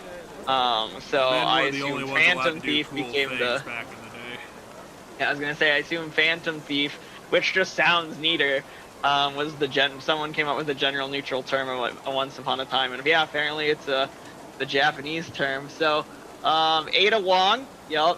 Now that I'm looking at the Phantom Thief list on Wikipedia, Ada Wong, yeah, she definitely has all the qualities of it. She just doesn't like, she's not like a burglar. She's not like your typical burglar. Mask to Mask, yeah, that's on here again. Lupin the Third from the anime. Let's see here. What other characters on this list do I recognize?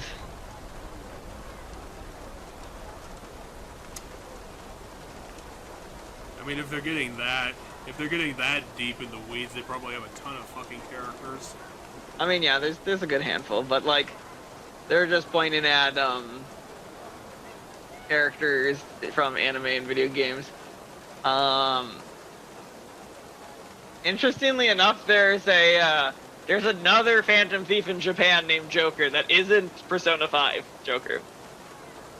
It's from a manga called Mysterious Joker, which was created in 2007. So that's interesting, because it's not the Persona character. There's Japan likes to use Arsène Lupin's name a lot. A lot of these characters have like Arsène or Lupin in their name. It's just the same guy, but he has 20 different aliases. I was gonna say, most of these things I don't like. Some of them I vaguely recognize like the names of the characters on, and other ones I'm like, yeah, I don't know these ones. Like there's a character named Phantom R, and he's the main character of Rhythm Thief, which is a Sega game, and I'm like, I was like, that doesn't sound familiar, but then I covered my mouse over it, and like a picture of the box art came out, and I'm like, oh yeah, the character looks familiar. Once I see the character, yeah, and then the big one, of course, on here from 2016 is Joker from Persona 5. None of the other people of his crew. Yeah, no, they have it labeled as Joker in the Phantom Thieves of Hearts, which is the name of the group. Thieves of Hearts, because it needed to be longer. Yeah. In the game, they'll mostly just refer to themselves as the Phantom Thieves, but I do believe the full name of them is the Phantom Thieves of Hearts. Can we shorten it, Joker, please? I mean, Joker's the lead. Yeah. And then there's real world historical figure examples. They don't have very many. The one that's the most interesting, and the only one on this list that's name I recognize for real world examples is DB Cooper, who was hijacked a plane and. Yeah, I know DB Cooper. I'm just like, maybe, I guess. I mean, yeah, because at the end of the day, like, what it takes to be a Phantom Thief is this overly charismatic thief. And to a certain level, like, the cockiness or swagger that comes with that, and the taunting of, like, you don't necessarily have to leave a calling card, because, you know, most of these characters don't leave calling cards. Like, I don't think Catwoman really leaves calling cards. She does in some stuff, but not, depends on, like, which version of her you're reading. But yeah, so it's an interesting topic. But yeah, so that's the one on here for the Princess Peaches I like the most, I think. I get a kick out of the Mermaid Peach because, like, yeah, that doesn't surprise me that that's the thing they decided to do with Peach, is make a mermaid version of her. I will say that this is probably, outside of Mario Tennis, probably one of the only times that Peach has actually been allowed to look even slightly sexy, which in this case basically means she's wearing a form-fitting costume, and that's basically it. I mean, in all fairness, that's what it means in the other games too. I would argue Mario Kart on a motorcycle is the one that always comes to my mind for like the most they've allowed it. Yeah, the most they've allowed it. The like really tight biker suit. Because like at the end of the day, and maybe I'm misremembering what she looks like in all the different sports games, but like, I think there's some of the outfits she has in. I think some of the outfits she has in Odyssey, because in the post game after you rescue her, she can be found in every world. In each world, she has a different outfit that like goes with the theme of the world. So I think some of those. There's like I think she's in a bikini for like one of the beach worlds or something. I have to go look, but like because anyway, the sports one I remember is more just like a tennis dress. Like it's not. I wouldn't really call it like it's less of a princess gown, but at the end of the day, it's just like what I'd expect a tennis player to wear. Like I don't know. I guess maybe I don't see it as sexy. Now, given I don't think of most Princess Peach designs as sexy in any way, shape, or form. To me, she always screams cute. Like that's her gimmick, is that she's supposed to be cutesy.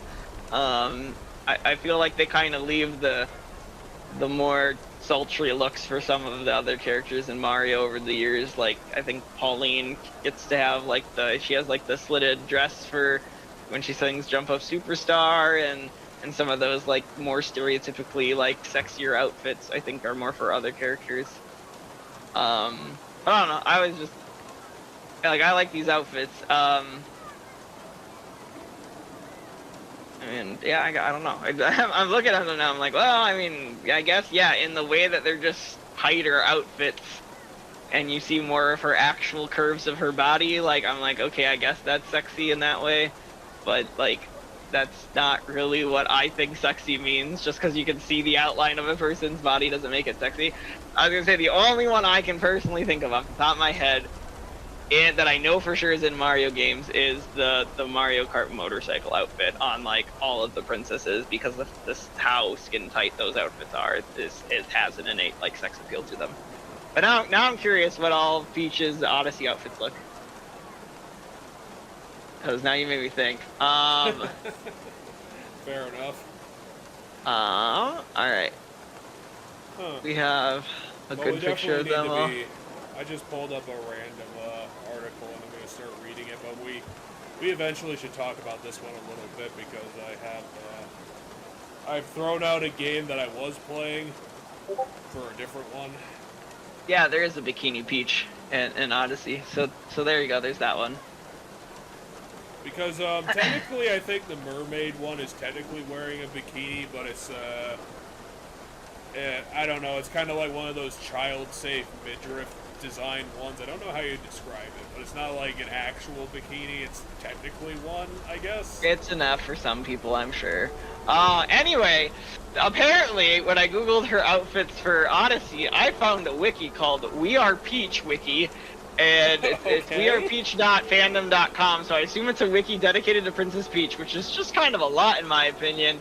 But there is a page on that wiki for every outfit she's ever had, across all games. So, yeah, she had like a sleeveless dress. She had like a sleeveless dress in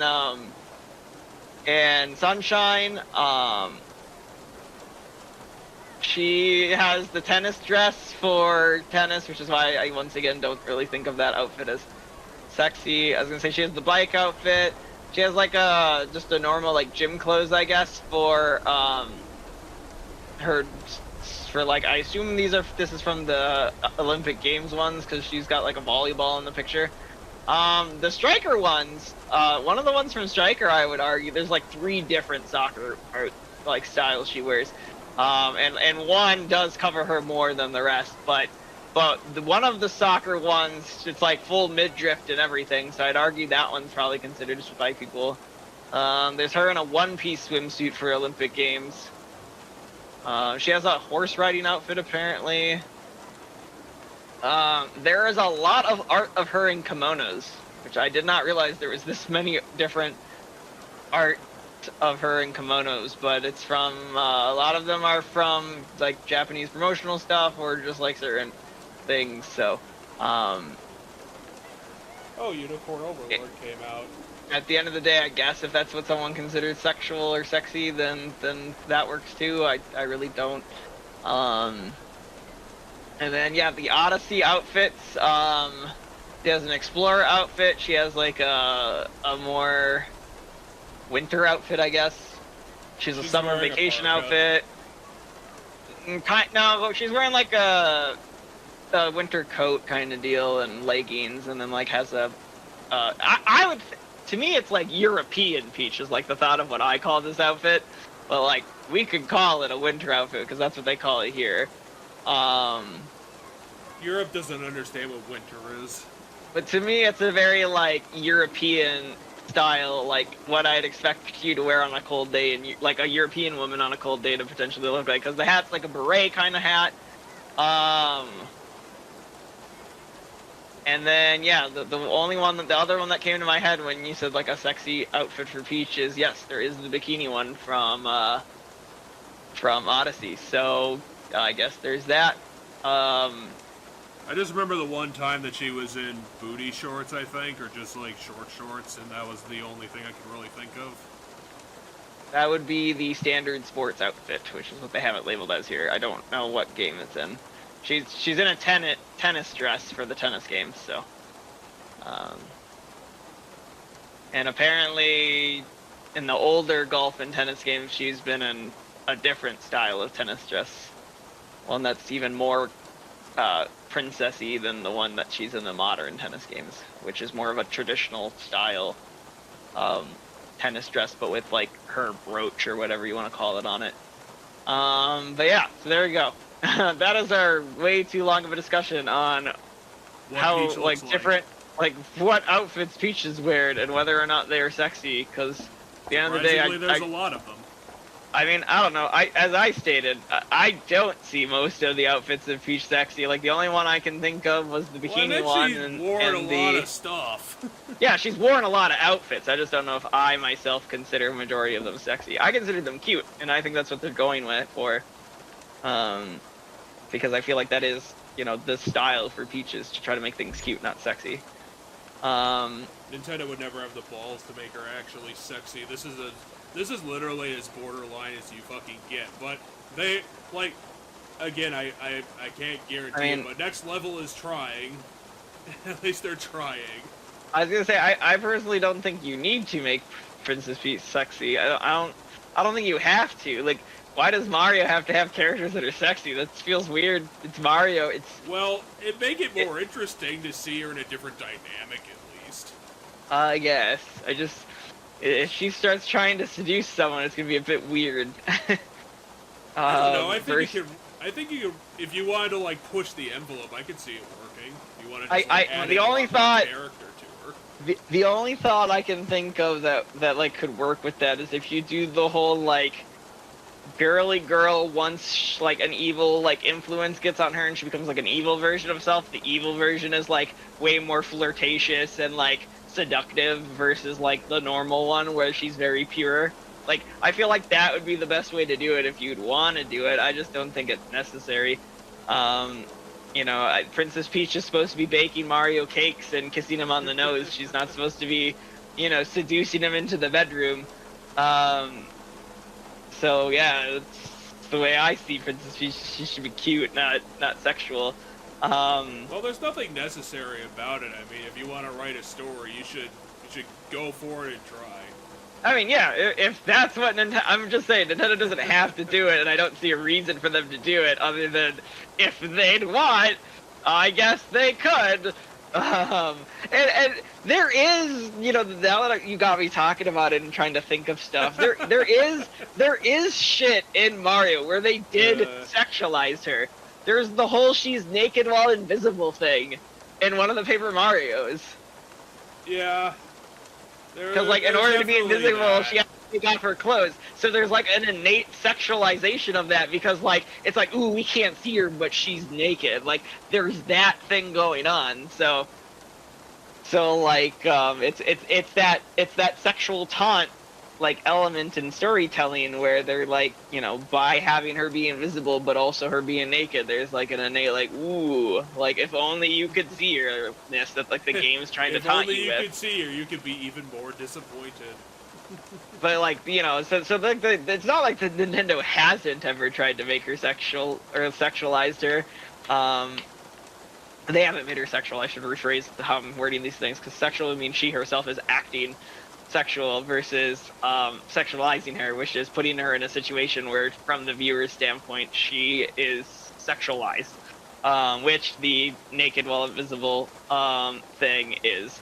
But like, I don't know, they don't have to do it. I think Princess Peach is just fine the way she is.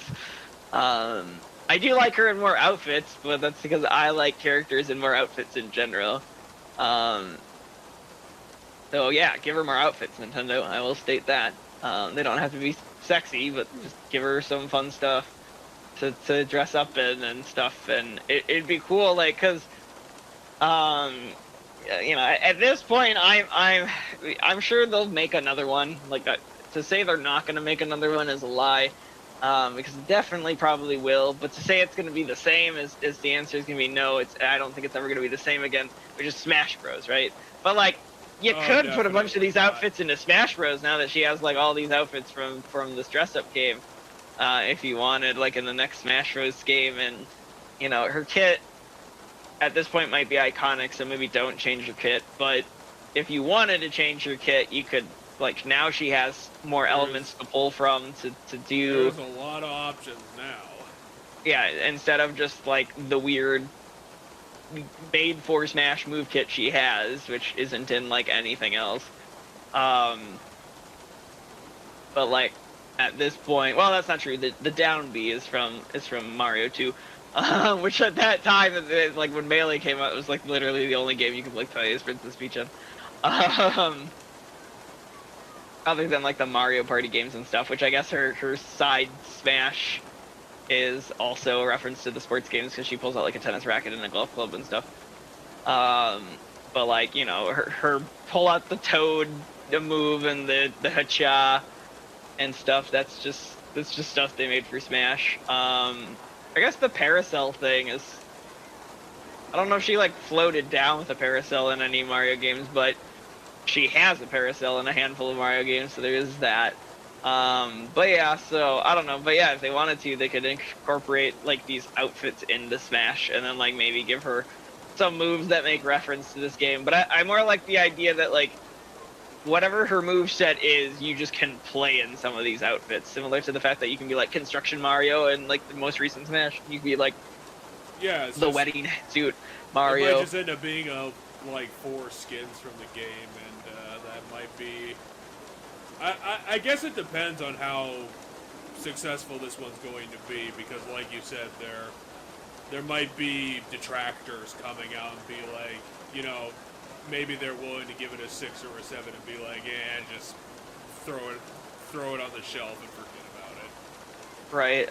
I was gonna say, maybe they'll choose to retire it, but like the game series is incredibly popular and makes them a lot of money. So like, even though the person behind it is, you know, has left and isn't going to be making any more, Nintendo themselves, I do feel like, will make more. I don't know if we'll ever have, you know, some experience like Smash Ultimate ever again. Like, because the thing with Smash Ultimate, like, there's so much, like, work and love that was put into Smash Ultimate and, like, care to, like, get these characters by making this stuff, like, these having these dialogues getting open, and, like, the only one who was, like, from a lot of the stories, to my understanding, Sakura was the only one that could do it.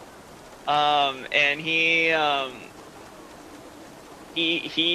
pulled out all the stops and like fought every battle to get Ultimate to be what it is, and like Ultimate has like, and it's like no contest, the best roster of any game of all time, like of playable characters.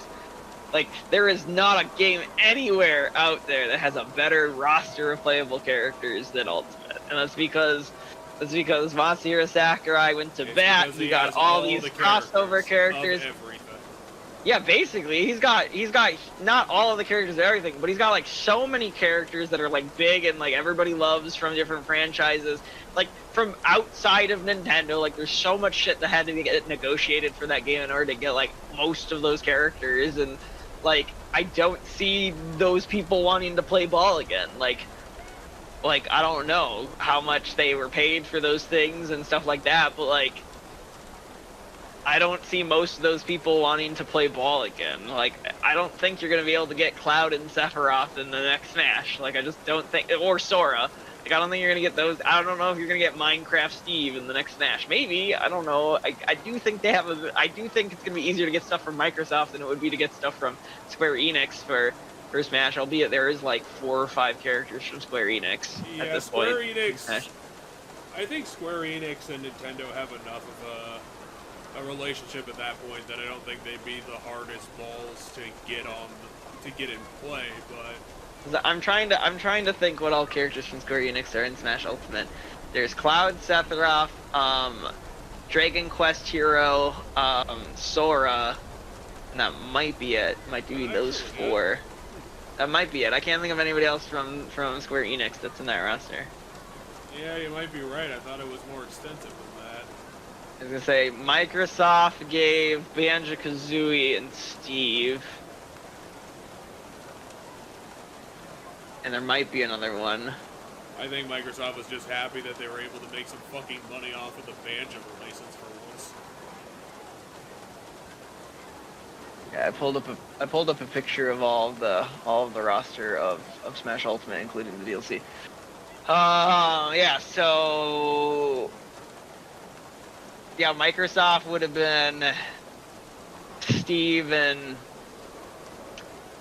Banjo-Kazooie. Bandai Namco has a lot of characters. Pac-Man is Bandai Namco.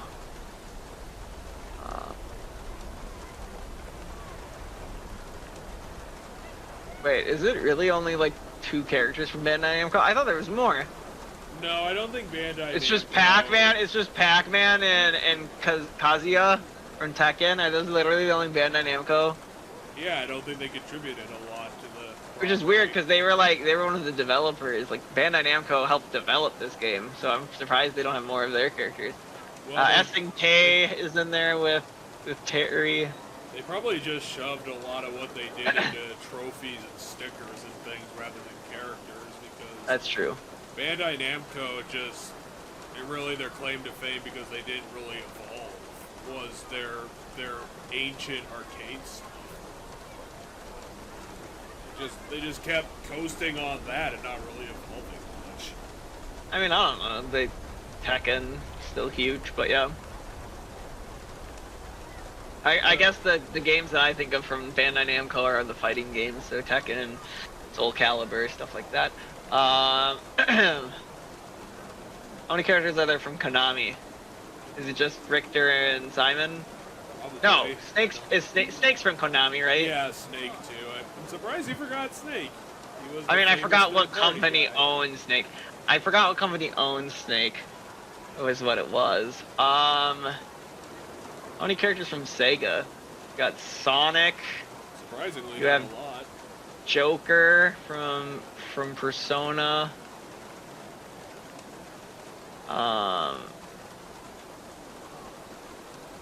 Wouldn't that be an Atlas deal? I mean, Sega probably published it. I mean, I assume Sega and Atlas had to be involved, and I assume Sega was their way in. But maybe, I don't know.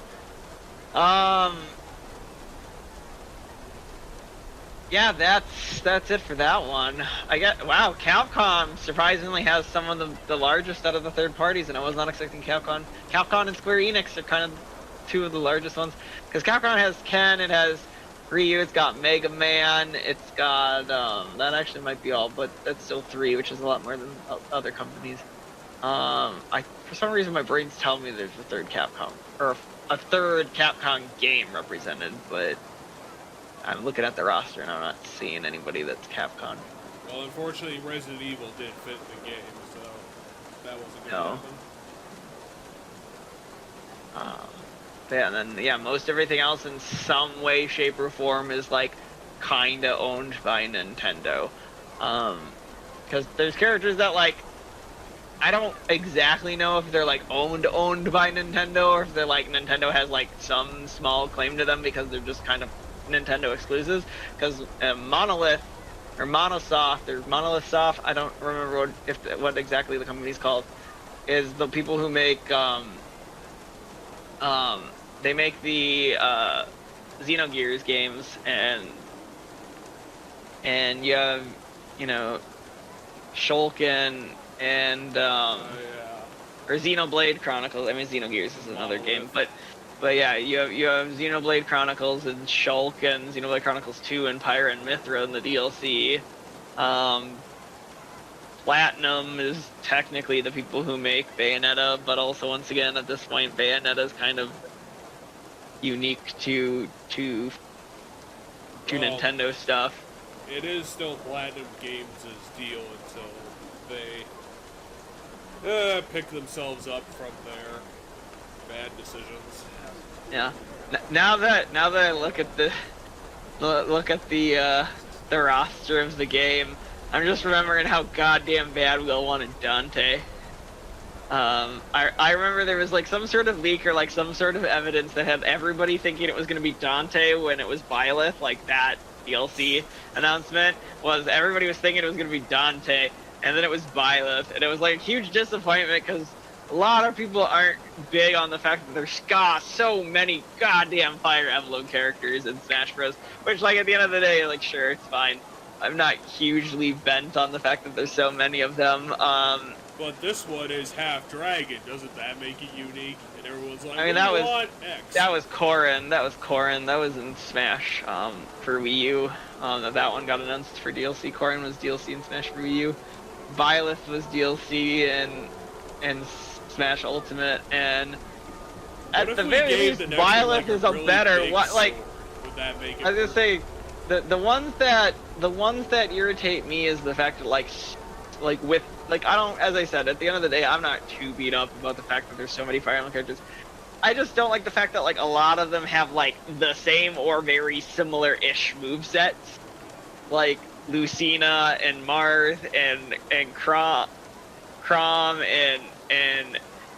and Roy, like, and even though he has probably the most steps, he has like a bit more steps away while still having the same shit. Ike, you know, all of those have like very similar, like their B is you just charge it up and you slam it in their face. Like, just a lot of it feels really samey for like most of them, and then like it finally starts getting more unique with like Robin has a more unique moveset, and Byleth I think has a more unique moveset, and Corrin has a more unique moveset. So like, but like they decided to put Chrom in as an Echo, which just was another Fire Emblem character that felt samey, and then Lucina was already in the previous game and felt samey, and Roy already felt kind of samey to Marth back in the days of Melee, even though yes, I know they are different enough that there is a matter, like there is a difference to the point where it does matter if you're playing as one versus the other as far as like what they can do and stuff. It just kind of feels the same, like when you look at what their moveset does and like what their, you know, their side B is slash, and their standard B is big slam sword in your face move and stuff like that. And I don't know, that was the thing that I guess bothered me with those characters, is they felt like a lot of elements felt the same. The difference between objective and subjective is like, yeah, subjectively they do feel the same. Yeah. And like I know there's other characters in the series that like they introduced that ultimately also have that same mentality. I mean, Dr. Mario, Mario, and Luigi all have that sameness kind of feel to them. All the different Links kind of have that sameness. Pichu and Pikachu, you know, there's a lot. The series throughout the years has a lot of these characters that are same-ish. And then they kind of leaned into it for Ultimate with the Echo Fighters, so you get like Ryu and Ken are, I mean, that like they're exactly the same and how they are in the games, where like Ryu is different from Ken, but like at the end of the day they still have Tatsu, they still have they still have Dragon Punch, they still have Hadouken. But yeah, and then Isabelle was weirdly enough a very, like, a lot of her moves will be in the same, are also very different from Villager, but like if someone wants to say that they're like pretty much the same again, I'll accept that. And then you have all the other, I don't think Isabelle was labeled a Echo Fighter though. I think like Daisy was and Ken was, but I don't know if Isabelle was like labeled Echo Fighter or not. But yeah, I mean, I do think some of the most fun characters they made for Ultimate were the ones that came in DLC, like the ones that have like the most unique sets and stuff. I mean, the ones you have to shell out money for. I mean, yeah, but I mean, there's a ton of new characters too that are in the base game that weren't in the previous one. I mean, Inkling has a pretty cool moveset, and Ridley's entirely new, and Simon Belmont's new, and King K. Rool's new, and Incineroar's new, and then you get to the DLC after that. But like, those characters are also fun and unique, but I do think the most fun and unique ones, at least in my opinion, I'm sure some people like, King K. Rool the most out of every character in the game, but I think some of the most fun characters to play in Ultimate were the ones that came out in the DLC. I remember I really liked Joker when Joker came out. I mean, it's what got me to play Persona 5 originally. Terry Bogard is still probably one of the characters I love to play the most in Smash Ultimate. And then there's like the characters that came out by the time that like I was a bit more tired of Smash Ultimate, and I got to play them a couple times, and they were really fun the couple times I played them. But like, as I said, I didn't spend a whole lot of time at this point playing Smash, and that was Steve, Sephiroth, Pyra/Mythra, and then I've never ever played Kazuya or Sora, because the last time I picked up Smash Ultimate was before those characters came out. So like, I have not picked up Smash Ultimate since Pyra and Mythra got added. Kazuya and Sora are just completely alien to your brain. Yeah, I have no idea how they play and what they feel like. But yeah, I don't know. Eventually, I'll get around to it. The friend group I used to play a lot of Smash Bros with isn't really around anymore to play with, so I don't got those people in my life to play. And the people who are in my life that would probably want to play Smash Bros want to play kind of the older ones because they're more competitive minded with it than even I am. And at the height of Wii U and the 3DS game, I was really into the competitive scene for like the Wii U era, but I've since kind of cooled my jets on it. I still, at the end of the day, think I do enjoy fighting people one-on-one without items better in like the long run for me personally, but I don't see like the super competitiveness of it where like I need to know like frame shit and like I need to like learn like wave dashing and stuff that was back in the day of Melee and stuff like that. And I feel like the people that I'm with around now who play Smash have gotten so competitive with it that like it's Melee or it's nothing, and I'm like, then I'm okay. Like, I don't need to play competitive Melee. If I'd rather just play the one that has the most characters and have a joy playing the one with the most characters. But yeah, so there's that. So should we move on to the other thing I wanted to talk about? Yeah, we can. Several days ago, I finally decided to throw my playthrough of Romancing Saga 2 in the trash because having reincarnated the wrong way too many times broke too many of the quests, so too much of the stuff became unavailable, and I was like, I was just done with it at that point because I was having too many problems with the game even before then, and that was my excuse to just get out of it. So I have now moved on to playing Final Fantasy VI, and I'm probably only a few hours into it. I think the last thing I did was the Kefka army fight when returning to Narsh, so I'm still very early in it. Okay. And I've said this before about Final Fantasy games. It ended up burning me in the end, but it's starting off amazingly well. I'm really into Final Fantasy VI, where it's deciding to go. It's just that I'm worried that it's going to fall apart 2/3 of the way in, because it's just going to ramp up the difficulty again, expect a big amount of grinding and just annoying boss gimmicks, and I'm just hoping it doesn't come to that, because right now it's starting really good. All the early characters I got up until Toru, the feral child, is what I decided to name him. They give you a lot of power early on, so yeah, it's gonna hinge on the late game, but right now it's starting off really, really well.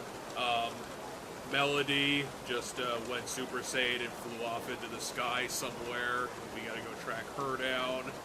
Okay, you're confusing me because you're calling them by names that aren't their names. Terra went Super Saiyan and flew off someplace. Well, yeah, I renamed all the characters, so... I know, but, like, I don't know what you're talking about unless I either pick it up via a context clue or I you know, figure it out. Yeah, or you tell me, like, which character it is. So, like, I knew it was Terra because you said went Super Saiyan and flew away. So I'm like, okay, yes, Terra's my favorite character in the game. I don't know who I'd peg as my favorite character, based on the nothing I know about them. Yeah, where you are, a lot of their backstories haven't been really explored all that much. Except for Gao. Gao's backstory's probably been decently chunked, figured out, because he has a very basic story in the long run, and I don't know what you named Gao. I would say that I definitely like Guile. Because, once again, no idea. Because that character had Guile hair, and I was like, yep, I'm naming him Guile. None of the characters in that game have Guile hair, but okay. He was I want to say it's Sabin that you named Guile. He was the twin brother that fucked off because he was too sad. Yeah, he's the monk character. I was like, yep, that guy's Guile, and it's working out super well. Yeah, he does not have Guile hair. He's the punch. He is the punch guy. You are not wrong. He is the punch guy. His name is Sabin. It is an interesting gimmick because it's fighting game inputs to do special attacks. It is. That is how his special attacks work. He's not a bad character. You'll have varying degrees of success with each character. The only character I'd say, in my personal opinion, you do have to grind to make them worthwhile is Gao. Because Gao, you have to do his gimmick to get his abilities, and, well, Gao and Strago, actually, now that I bring it up, because Strago's the blue mage, Gao is the feral child, for lack of a better word. I'm trying to remember what it used to be called. I think it was called the Beastmaster. Yeah, I don't remember what they call his class, but I thought that Toru did have the blue mage thing because his whole gimmick is that he learns monster moves. Well, so and he uses them. And once again, you confuse me with. Okay, yeah. So Gao is not the blue mage. There is a blue mage in the game. So what blue mage is when you get hit by a monster move, you learn it, and then you can actively choose to do that specific move. What Gao does is he mimics monsters that you find in a very specific area by doing a very specific thing. So you have to go to, like, the plains where you met him. You have to go to the plains where you met him. You have to use he has an ability that while you're in that area that lets him like dive into the grass and leave the party, and then you have to wander around with one member short of your party and fight stuff. And whatever you dove in on, so whatever encounter it was when you chose to have him dive into the grass, he learns that monster, and then whatever monster he shows up at after you kill it, he learns that monster. And that's how he learns which monsters to use. And then once you pick a monster, and then he becomes uncontrollable, and then he acts as that monster and does those monsters stuff at random. And his stats get changed based on the monster you pick to help lean into whatever that monster does. However, it's still based on his stats, so it's really wonky, and a lot of the monsters aren't like nearly as strong as the monster itself was, and stuff like that. And so there's very specific ones you kind of want to learn. And the gimmick for how that works is that area that you find him in, that like plains, during your course of the game, when you encounter enemies in one location and defeat them, they go there. And you could that plains is just all enemies in the game that you've ever fought can show up there, kind of. There's like certain enemies that can't. Well, like even some bosses can show up there and stuff. And he can learn. So basically you have to grind, because if you want a specific one, you have to wait through literally every monster in the game and just hope you get lucky and find it, and then have him dive in on it to learn it and such. So it takes a good chunk of time to get monsters on him, and that is something you have to kind of just do on your own. But then there's a character that's an actual blue mage, and you get him, and I also think he's kind of a character you have to grind, because you have to figure out what moves he can learn and go fight the thing that has them, and some of the best moves he can learn might be on things you've already killed without him in the party, so then you have to go back to that continent again and stuff like that. So that character's harder to use too. But I'm just gonna tell you one thing at the end of the day, and I don't think too many characters have access to this right now. I think Terra might have it, and then Celeste has it. But casting magic is the strongest stuff you could do in that game. It outpaces, in the long run, it's gonna outpace melee weapons and normal attacks and stuff of most characters. Savin's probably one of the better physical characters that can catch up, because he's a hybrid in the sense that his abilities do scale off of both magic and physical depending on what skill it is and stuff like that. So his special moves kind of scale well. But I personally found that, Locke the Thief, by the end of the game, Locke the Thief's the worst character you have, because he's just because at the end of the day, he's got the steal stuff, but the attack action falls off. So then it really depends on how powerful their character gimmick abilities are, or how good of a spellcaster they are, because eventually you do get stuff to help other characters learn magic and stuff, and I won't spoil what those are and how you get them, but you'll eventually get it. I will state there is one point in the game where there's an item that's essentially the MacGuffin, and you have to get it to save the day. But you're given the option of having it be the spellcaster thing or have it be a sword. Choose the spellcaster thing. Because it's that important. And there is some grinding to the game for how some of the spellcasting stuff will work later, and how to get some new spells and stuff that are important to get. But in my experience, it didn't feel like it took that long to get in, and I didn't really grind for spells. I did grind a bit to get Gauss and stuff. I will say that Toru definitely did pick up a really good move very early on. He picked up Break from the Commander, and Break it's probably going to fall off, but having a trash mob instant delete move was a really good pickup early on. Yeah, I was going to say, one of his really early on monsters that you weirdly won't think of it as that strong, because it's a very early on monster, is there's a monster called the Stray Cat. And that guy.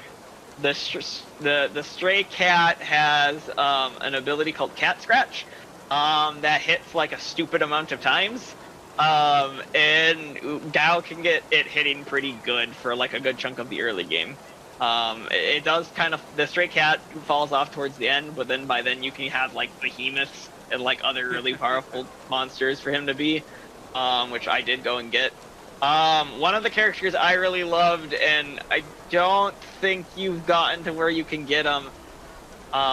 There are 4 optional party members to get, and I don't remember. I know one of them is really difficult, but the other one is. The other 3 really aren't, because like one you have to do a bunch of shit, and you've probably already met that character, and I think you already got to name them, but like if you don't do specific stuff you won't get them, and that's the ninja guy. Oh yeah, that guy who fucked off already. Yeah, so I think you get to name him right when you first meet him, but like you have to essentially keep bumping into him and then do some specific stuff to get him, and he's the most specific character to get. In my experience, he wasn't like he was like he scaled better than the thief, but he was like the next worst. My favorite character mechanically was the Moogle, and I don't remember what you need to do to get the Moogle, but there is a Moogle party member that's back where the Moogles helped you at the beginning of the game. I don't remember what you need to do to get him, but at some point you can go back to where the Moogles were and you can recruit him, and he's optional. His gimmick is that he dances, and the dance is based on the location that you're in. And so he has there is a specific there's specific dances. The dances are based on location and like what type of environment you're in. So there's like a cave dance, there's a mountain dance, there's a plains dance, right? And you learn them for the first time by having him in your party in a battle in those environments. And there's like, and what the dances do is if you're in that environment, he will automatically succeed at doing the dance on first try. Otherwise, there's a % chance he gets it or not. So he'll sometimes try to do the dance and fail, and then you'll have to try it again on a second turn. But once he succeeds on a dance, the dance has begun, and it will keep going for the rest of the battle. You lose control of him, but he has very specific actions he does depending on which dance, and each dance has like a different like set of like 4 or 5 actions that he can do while he's in it. And some of those dances are absurdly strong. So for example, one of the dances has, or I think 2 of the dances have this move, which is, I think it's called Sunlight or something like that. So he'll randomly do it, but when he does it, he caps off everybody's health. Like, it's that much healing. Like, it's an absurd amount of healing for a large portion of the game. You basically, like, it happens reliably enough that I didn't have to heal very often. Like, with him in the party doing that dance. And the other attacks in those dances are strong enough that he's doing good damage.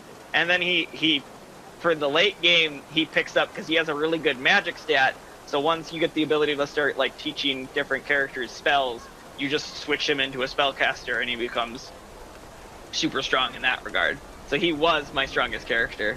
My endgame party that beat the final boss was Terra, Celeste, which is the Night Lady with the runic ability, which at the end of the day, runic is very important against certain fights. That is one thing. There's a couple fights with her where like runic becomes like really important. I would imagine Samara is gonna have her time to shine when her deal is that she deflects magical attacks. Yeah, so there are some certain bosses where it like really feels like you need to have her. I did get into like a weird, I don't remember where it was in the game or how. It's an optional place, but there's like a place where you go where when you go into it, you can't leave it once you start it. And the party I went in with it was like a really wonky party, and one of the enemies there like can petrify people, and it became this huge like luck-based thing in order for me to win. Like it was really tough based on what party I had. But the party I had were all lower level characters that I was trying to like level up, and I didn't realize by going into this place I was gonna get locked in there.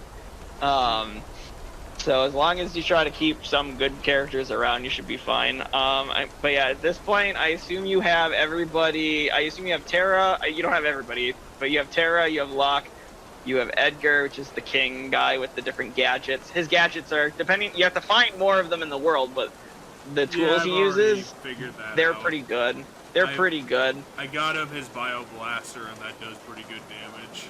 Yeah, Bioblaster is decent. The crossbow, believe it or not, is one of his best ones. The auto crossbow? Yeah, it will scale with them much better than the Bioblaster and stuff.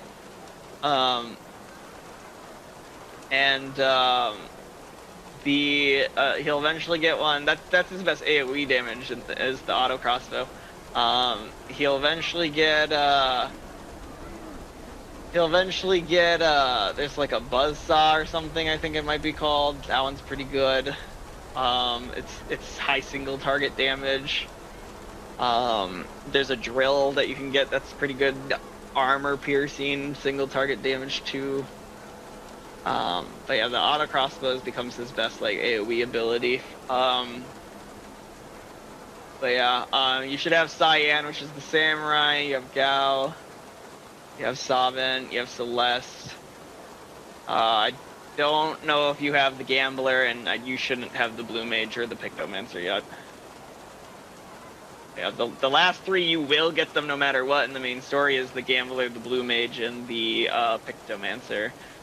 The optional ones are the Ninja, the Dancer, which is the Moogle, I guess a Mimic character? I don't know. He's in a previous game, actually, to my knowledge, but he's an optional party member. His name is Go-Go. Oh, he's that guy, really? Yeah, he's an optional character that shows up. He's an optional character that shows up in the world at some point, and I know he's in a previous game. And then there's a Yeti character that is a party member that you literally can't control. Like that is he's the Berserker class. Yeah, you'll never be able to pick his moves or anything, but he just hits hard with physical attacks. And as I said, the physical characters tend to drop off. By the end of the game, the physical characters don't feel very strong, in my opinion. So the one optional Berserker guy he's stronger than the other physical ones in my experience. The Ninja can be pretty strong, but because his ability is throw, like that's his unique ability is throw, and so he has some throw items that are unique to him that you can like stock up on that do decent damage, but it's still nowhere near the amount of damage you'll be able to do with spells. So yeah, the best characters in the game are just the spellcasters. So Terra and Mog, which Mog is the name of the Moogle character, were the two strongest characters for my party. Celeste was also really strong, and then I chose to use the Pictomancer because I felt like if I'm gonna use their gimmick at some point, the Pictomancer is gonna be better to use than the Blue Mage, but you can basically use one or the other. They're both decent characters, so yeah. As far as stats go for spellcasting. I did want to run this down because renaming characters was very fun, and a couple of them were actually really challenging to figure out. Okay. Where I had Melody, Brick, I named Locke because I thought that he was... Melody is Terra? First looking at Locke, I was like, he kind of looked like a lunkhead, so I named him Brick, and it doesn't seem like that's who he is. So I think I was gonna say the lunkheads more Sabin and Cyan are both more lunkheads. And then there was Albert, Guile I already talked about. Sabin. Cyan was the one that I got stuck on for a really long time. I ended up naming him Soren because I couldn't think of a good Foreignese name to fit him that would also be 6 characters long. Okay. So I ended up naming him Soren after Soren Makarov was the best thing I could think of. And then Samara. Samara's Celeste. Yep. And I think Toru is the last one. I think I'm missing one. No. Yeah. I mean, that should be... Toru was another one I got stuck on because I couldn't think of a good name for a feral child who I thought was trying to be Native American. Yeah, more like, his outfit's more like African when you look at the official art, but, yeah, I don't know. I think that's all the ones you would have met right now. You would have named Shadow already, the ninja. You would have met him and got to name him, but I tried to do something clever with him. I renamed him to Noman after the joke in the Odyssey, I believe. Oh, yeah. Because it was like, oh, I'm gonna cleverly subvert your gimmick with an even dumber name. But yeah, and then I don't remember when or how you can get Mog. I know you can get them early if you know where to get them. Otherwise, you can also get them later, too. But he's a really fun character, and I really liked using him, so I would highly recommend getting him. I just don't remember how you get him. I couldn't really think of how to get him, because I don't even know if you have that much free exploration in Narsh, which I would imagine Narsh is where you have to find him. I was gonna say, I don't know if... Okay, so after the party has gone to this place and returned to Narsh, so this probably is where what you're doing. They heard the blah blah blah.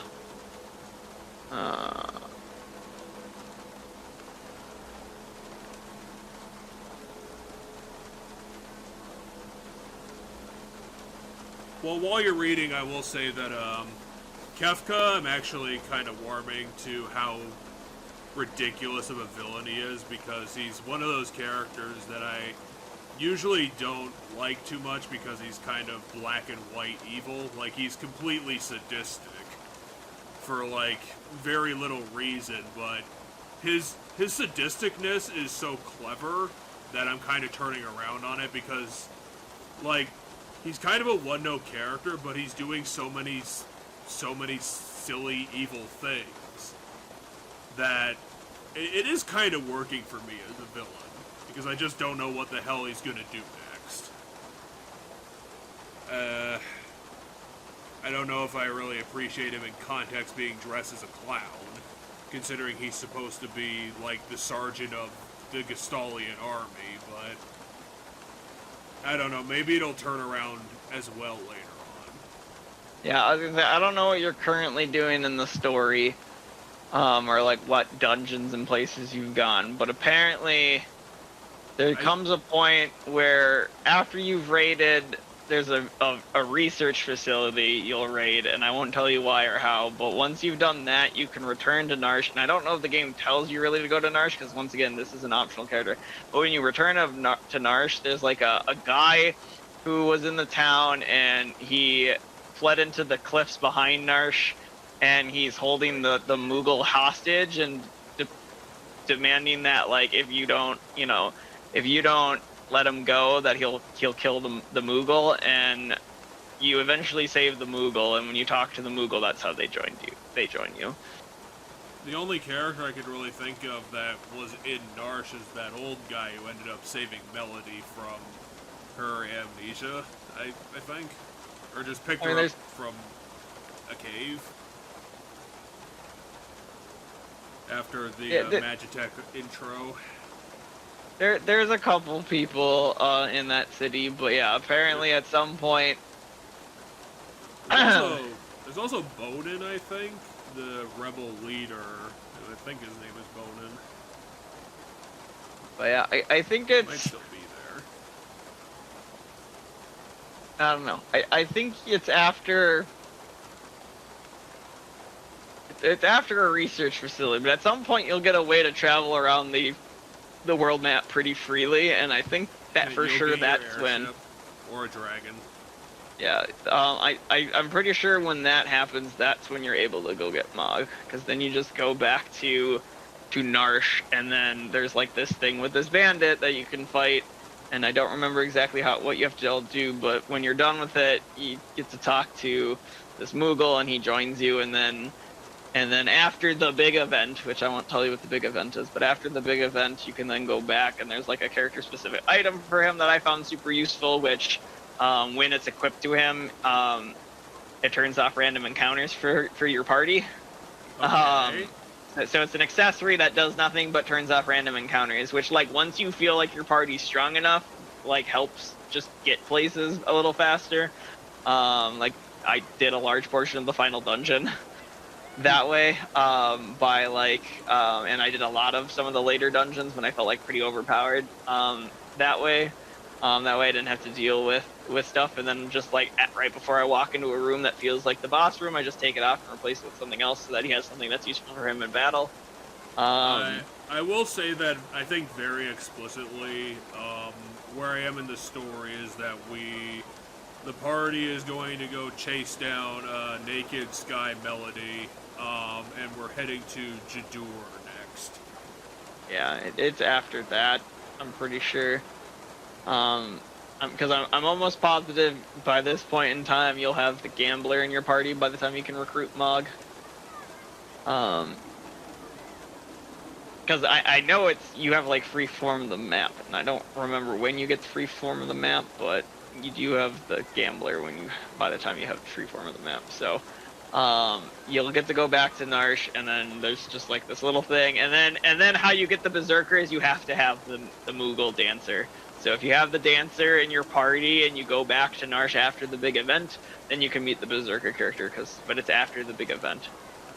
Shadow and Mog can be recruited before the big event, and then Go and the Berserker are after the big event. And trust me, you'll know what the big event is. I'm imagining it's the second act twist of whatever.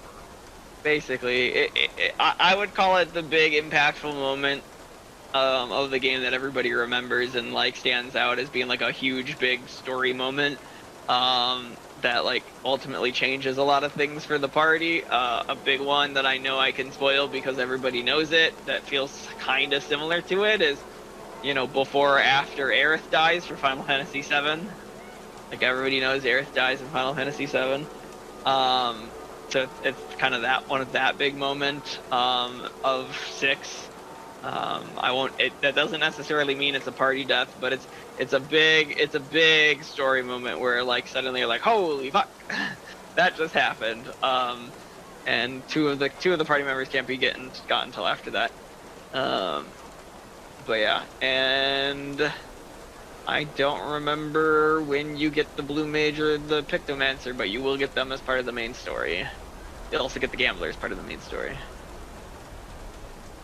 Yeah, the party's gonna get fleshed out. There's a lot of slots left in the selection screen. Yeah, and when it comes to the ninja, I forget what you all have to do, but there's like a lot. He's probably the most complicated one that you need to get, because after the big event, the world map opens up even more, and essentially you can go fight the final dungeon if you want right now. Basically, I think you need to do like a couple of things, and then you can go fight the big dungeon. However, the game puts a strong emphasis on, hey, maybe explore everything else you can go and do, and so there's like a fuck ton of optional shit that opens up on the map. But by going and doing that optional stuff, you make yourself stronger for the final fight. And I went and did all the optional stuff. And if you just go and check every location, you will find the 2 party members that are after that big event, assuming you got the Moogle from before, because you need the Moogle in order to get the Berserker. Yeah, I'm pretty sure just once you have like the airship, the dragon, that thing, just go back to Narsh and see if you can like go fight a guy up in the mountains area, like on the cliff up there, and save a Moogle. That's what our plan is. Yeah, Terra's gimmick, in my opinion, is the best gimmick, and that the thing that happened with her in the Super Saiyan thing, it becomes her gimmick, because she didn't have it. She's the only character without a gimmick for the first part of the game. She doesn't have a gimmick except that her gimmick is that she's magical, and she's naturally magic. Yeah, but then you also have Celeste, who can cast magic and has the runic thing. Yeah, but she very explicitly said that she was artificially made magical. Right. And there's story reasons why Terra's the only one that's like not artificially magic. But Terra's gimmick is tied to the story reasons, and you're about to find out what those are. It's because she's secretly an Esper the whole time. But yeah, so just keep playing the game and you'll find out and everything, and yeah, you'll get to use that Super Saiyan form for Terra, and that's basically what it is. It is a Super Saiyan form. I don't remember exactly how it works, but essentially when you're not using it and you're using turns as her, you're putting in charges of it, and then when you activate it, and depending on like how much like stored time you have in it, the longer it'll last. So it can last like just 1 or 2 turns, or it can last like basically a whole boss battle. And while you're in that form, her spells get ridiculously powerful. Like I hit like maximum damage on her on some random ass like level 3. Like there were stronger spells left in the game, but I was in the Super Saiyan form when I casted this other spell and I did max damage. So I'm like, all right, she can just do max damage now that I hit this level as her, while she's in this form, I guess. So this is super good to know, as that's, the best shit in the game. Because I think by the end of the game, I think I only had like 2 or maybe 3 characters that were able to do max damage. The Moogle could, Celeste could, and Terra could, and Celeste and the Moogle could because I got them the right spells and gave them the right spells and stuff over time. You just gave them Ultima and that was it. That's the only thing they needed. I mean, yes, I do think that's the spell name, not gonna lie. I don't remember if it's Ultima or if it's, because Ultima's in the game, I know that much, but I don't remember if it's Ultima or Ragnarok. Because there's something called Ragnarok. But that might be the item that you can use to teach Ultima. It might be called Ragnarok. Well, Ultima is that spell that's like so powerful they always need to hide it in a mountain somewhere. Yeah, and I think it is Ultima. It'll show up and you'll know it. It's the reason you don't pick the sword. Is because the item that you need to teach people the best spell in the game is the item you pick if you don't pick the sword. But yeah, so I don't remember if Ultima is the name of the spell, but yeah, because so in most Final Fantasy games, from what my friend told me that's like super into the Final Fantasy series, physical characters end up being like the best because they can like multi-hit 99999 while casting a spell is just one big number. But in 6, the physical attackers just like drop off significantly, and I felt it. Like by the end of the game, using like even though their level was fine, like using Locke hurt. Like he could just not keep up. It felt really hard to get him to keep up with like most of the other characters compared to like some of the other ones, and the ones that could keep up that were physical attackers were because their gimmicks helped keep them up. Like Cyan's abilities help keep him up, and Ager's tools help keep him up. Sabin is still, as I said, a bad example because a bunch of his abilities do scale on magic and stuff, so they're not exactly physical. But yeah, a lot of characters felt like they couldn't keep them up. Compared to the spellcasters, and yeah, eventually like the final boss had like I had like all the defensive buffs on every character. I had haste on everybody because like basically my entire party had like every spell in the game learned on each character in the party, or like most of every spell in the game. So the first couple turns was casting mass buff spells on everybody, and then after that it was fucking blasting away with the biggest spells in the game until I won. And then like, you know, one character's job was more or less just keep everybody alive, damn it, because eventually the numbers get big, and the numbers get big on both ends. You're doing massive damage, but you're also taking a lot of damage every hit, so like having a dedicated healer by the end is pretty good. Or someone who does mostly heal. Sort of healer on staff. But yeah, because I think what I ended up doing based on who learned everything, the Pictomancer basically had all of the good healing and buff spells, so and then Celeste and Terra had basically every spell in the game, and then Mog had all the good offensive spells, so I just had Mog, Celeste, and Terra fucking nuke the boss and like nuke every boss as hard as they can, and I had the Pictomancer keep everybody alive to the best of her ability, and it worked.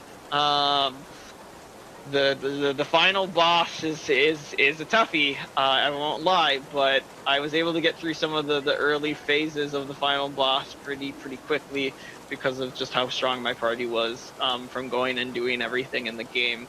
The final boss was kind of a rhythm. I had to get into a rhythm as long as I didn't fuck up my rhythm, like the final boss. As long as I didn't fuck up the rhythm, I wouldn't die, but if I let someone in the party go down because I wasn't doing things properly, then shit got really difficult really fast. But as long as everybody was up and doing what I wanted them to do, I was doing consistent damage, and it felt like the boss couldn't really do anything to me because everything they would do, I'd immediately undo. Like any bad thing they would do, I'd immediately undo it. But yeah, it was a really fun game. I really enjoyed 6. It's, you know, I've only beaten 2 Final Fantasy games, I guess, like other than like the MMO, because technically I've beaten everything there is, like the main story of the MMO. But I've beaten 7 and I've beaten 6, and I mean I guess I've beaten 7 remake. But like out of I've liked those 2 a lot, you know, and I'm told I'll like 9, so 9 will probably be one of the other ones I'll play, and I'm told 10's pretty good, so I'll probably play 10. But I bought like the pixel remasters or whatever they're called of like all the early ones up till 6, and maybe eventually I'll get around to them, but I'm not necessarily super into the idea of having to play them. But yeah, no, it's a fun game. I liked the story. You know, I'm not gonna say it's the best story ever made or anything, but it was a good story. I liked it. The game is challenging at parts, so I will warn you that there are fights that are challenging, and then there's mechanics I feel like are important to keep in mind. And this is a big one because you probably haven't gotten to use both Celeste and Terra in a party. If you use Runic, the next spell cast by anybody gets Runicked, and then it goes away. So if you Runic as Celeste, and then cast a spell as Terra, Celeste will absorb the spell Terra cast into Runic. The spell won't happen, whether it's a healing spell, an attack spell, whatever. And then the enemy is free to spellcast. So be very careful of how you use Runic when you use it in fights when you have more than one spellcaster. Because like right now in the game, if an enemy is spellcasting every which way, you just spam Runic every single turn on Terra and have the physical people beat the shit out of them. But it'll eventually get to the point where the physical people just don't feel nearly as strong as the spellcasters, and you're going to want a team of full spellcasters. So then the goal, if you do feel like you need to use Runic, is a very important, use it carefully. There's also a spell in the game that you'll eventually be able to teach people that I found immensely useful, which, you know, maybe it's just me and how I play the game versus others, but there's a spell that costs 0 mana to use that steals mana from the opponent. It doesn't steal, like, so much so that, like, you know, most enemies will still be able to spellcast after you use it on them. Some of the, like, the weaker enemies, you can steal all their mana, but, like, a boss, you'll never steal all of its mana with it. But it's a good way, like, in some of these longer, drawn-out fights to just get your mana back so that you can keep spellcasting. So make sure every single one of your spellcasters has that spell. But yeah, because, yeah, eventually, after the big event, you get a lot of time to just, like, customize your team, I guess, is the way, because at some point, and I don't remember when, but I think you're getting close to it, at some point you'll begin to be able to teach people spells. Like, any character in the game can just learn spells. But there's characters that are better at it because at the end of the day, their magic stat is going to be the stat that decides how strong their spellcasting is. But yeah, so whatever characters you end up using, you know, I mean, by the end of the game, you will use everybody because there are a couple areas in the game where like the teams have to get split up and you have to like use more than one set of party members. Because like one group has to go here and one group has to go there, so you will end up kind of using every character. So just do keep that in mind as well. To balance it out a little bit, but yeah, all I can say right now is that I'm super positive about the early days of Final Fantasy VI, and I hope this is the one that doesn't completely fall apart on me. It shouldn't. Like, I wouldn't say I'm all that good at the Final Fantasy games, and as long as I kept in mind that I've needed to make sure spellcasters had the strongest spells I could possibly give them, I was fine. And as knowing what spells did what and not shirking buffs and stuff, like, I could use, this really expensive and high-powered spell casting attack, or I could use the spell that gives everybody haste. And if not everybody had haste, let's use haste. And give everybody haste, right? Because then everybody is moving faster, and thus my action economy is better and stuff like that. So as long as you're not overlooking those buff spells, the ones that like raise your spell defense and raise your physical defense, those I used a lot too. There's a spell that permanently lasts on your party between rounds because it's considered a condition that makes you float, and you've already might have met enemies that made you float. So literally float. Yeah. I don't know. You played previous games, but I haven't. So float might be in previous games, but I don't know. But there's basically, I found no reason to not be floating. There might be a couple cases where if you're floating, it's bad for you. But there's enemies that have attacks that are like earthquakes, and if you're floating, you dodge them. Yep. So towards the end of the game, once my party was really strong, one of the things I did is I just casted float on everybody, so that everybody was off the ground, so that I didn't have to worry about it. It actually came into being really useful because I think one of the dances Mog has can cause earthquakes that damage everybody, and so if everybody's on your team is floating, then it only hits the enemies. And there is spells that make it so that make an earthquake happen, and the spell that makes an earthquake happen is a pretty budget strong spell. If you need a really powerful spell that does a lot of damage, but you need a more budget spell, the earthquake spells I found was pretty good. You just it's gonna kill your own guys if they're on the ground, so you want to make sure everybody's floating first. Another thing that I don't remember how intuitive it was. I don't know if I learned it over time, or if maybe the game taught me, or if my friend told me. There's a button or a targeting thing you can do to make it so a fire spell targets one person, or a fire spell targets all of the enemy. There's just a button you hit that switches between single target and multi-target for the same spell. So if you want to heal everybody, you can heal everybody with the heal spell, but you can hit a button to make sure it heals everybody. I don't remember how intuitive that was, so. Yeah, I got that already. It's okay. It's just one button. It's one of the. I'm playing it on DS, so it's just one of the DS's buttons. Okay. But yeah, I was gonna say that's useful so that that you can cast, because that some spells you can't cast on everybody, like haste. You can't cast on everybody. There's an upgraded version of haste that costs more but gets casted on everybody. But there are certain spells that, like the heal spells, all of the heal spells, you can just heal one person or you can heal everybody. And healing everybody makes the spell weaker, but it targets everybody versus a stronger. So if you need a big heal on one person, just do the single heal. If you need everybody who needs a little bit of health, you can use the weaker heals. But yeah, that's one other advice I feel like is important to know in the game. It's a pretty important deal. Yeah, because as I said, I don't remember it being that intuitive. So I was like, oh shit, I better make sure you know how to do that, because you will have a bad time in the later game when things start to hit hard. Because as I said, it did feel like I got to a point where the enemies hit hard and I hit hard, but if I was prepared for the enemies hitting hard, it was fine that they hit hard.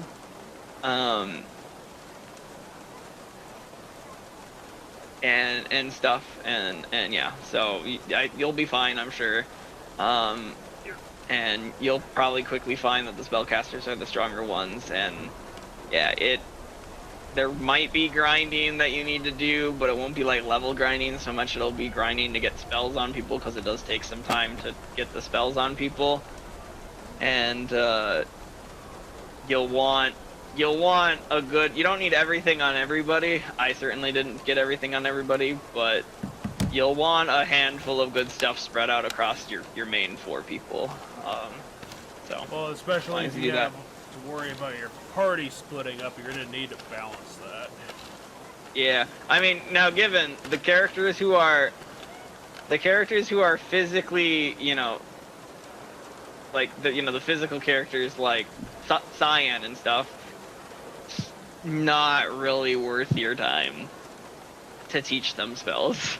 Some of the spell items that like teach spells, while the character is using it to learn the spells on it, and even after they've learned the spells from it, it gives them, every single time they level up or something, it gives them extra stats, and it'll say what stats are on it, on that item. So, you know, there are some that like boost strength, so put those onto the strength people, obviously, and if you just need them to sit. But yeah, the spells, I try to get them on the characters who are more clearly spellcasters. Your Tara, I was gonna say the characters that off the top of my head that are there's probably some that I didn't realize. Like for all I know, the Gambler is a good caster or something, or something like that. Or maybe Sabin makes a good caster because I know his abilities kind of scale off of both, so he does have decent magic. But the ones I used were the Moogle, and then I know both the Blue Mage and the Pictomancer have good magic stats. The Moogle has good magic stats, and then Celeste and Terra have magic stats. Those characters have really good magic stats, but you know, you might find that other characters start doing really good damage with spells. But you know, and at the end of the day, basically everybody on your party, just by the nature of how the game works, will just know some spells. Like even Locke had some spells in my game just because of how the mechanic works for learning spells, but his spells weren't near, like if I casted Cure on him, it was nowhere near as much of HP as if I casted it on like Terra. Terra casted it, so there's that to keep an eye out for. But yeah, I assume you have to get to bed here. 15 HP, and that's it. Yeah, you're not wrong. It does feel like really minute amounts when it was with Locke. So yeah. I brought up my couple of topics since we have a little bit of time left. Do we? I was like, I don't know what time you need to leave, so. I mean, it depends. I don't know if you wanted to bring up anything to tie out the bonus, or you just wanted to call it a little bit before 11. I mean, you know, I have those topics I sent you the other day that we never talked about, I don't think, or did we? I can't really remember. I know we're... The Chihiro re... Yeah, I know we're saving that for Undertale grinding, probably. And it's probably going to be a better place to have it, because I'll probably need a distraction from getting my ass kicked 5 times. Yeah, I was watching, like, YouTube videos of this, because I was watching some Undertale stuff on YouTube. I was watching this speedrunner guy who plays a lot of Undertale played the game. It was an edited video, so like a lot of the dialogue and stuff basically wasn't in it. So that's not all. None of that's spoiled for me. But he was saying stuff from time to time that made me wonder. It sounds like some of the weapons might not be the best weapons to use. Like, you know, a new weapon you'll get after a certain weapon will be actually worse in the long run. So I don't know how that will work, but you do seem to do really big damage numbers in genocide runs, because, you know, I've seen people do the Sans fight, and I've seen people, well, no, the Sans fight's a bad example, because the Sans fight I think always does the number of damage that it does. Yeah, it's probably more of a scripted thing, and you just need to survive all the bullshit. Yes, Sans is a more scripted thing, but I have seen someone do the Undine fight now. From an outside perspective, it doesn't look as hard as it sounded, but like people still seem to really stress how hard it is. So like maybe from just a viewer perspective, it looked easier than it is. So there's that. Yeah, so I don't know.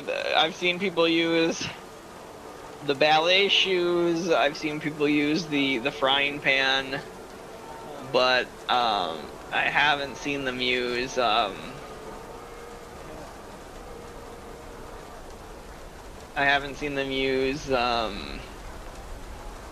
the gun. Like, I know there's a gun you can get, and I haven't seen them use the toy knife.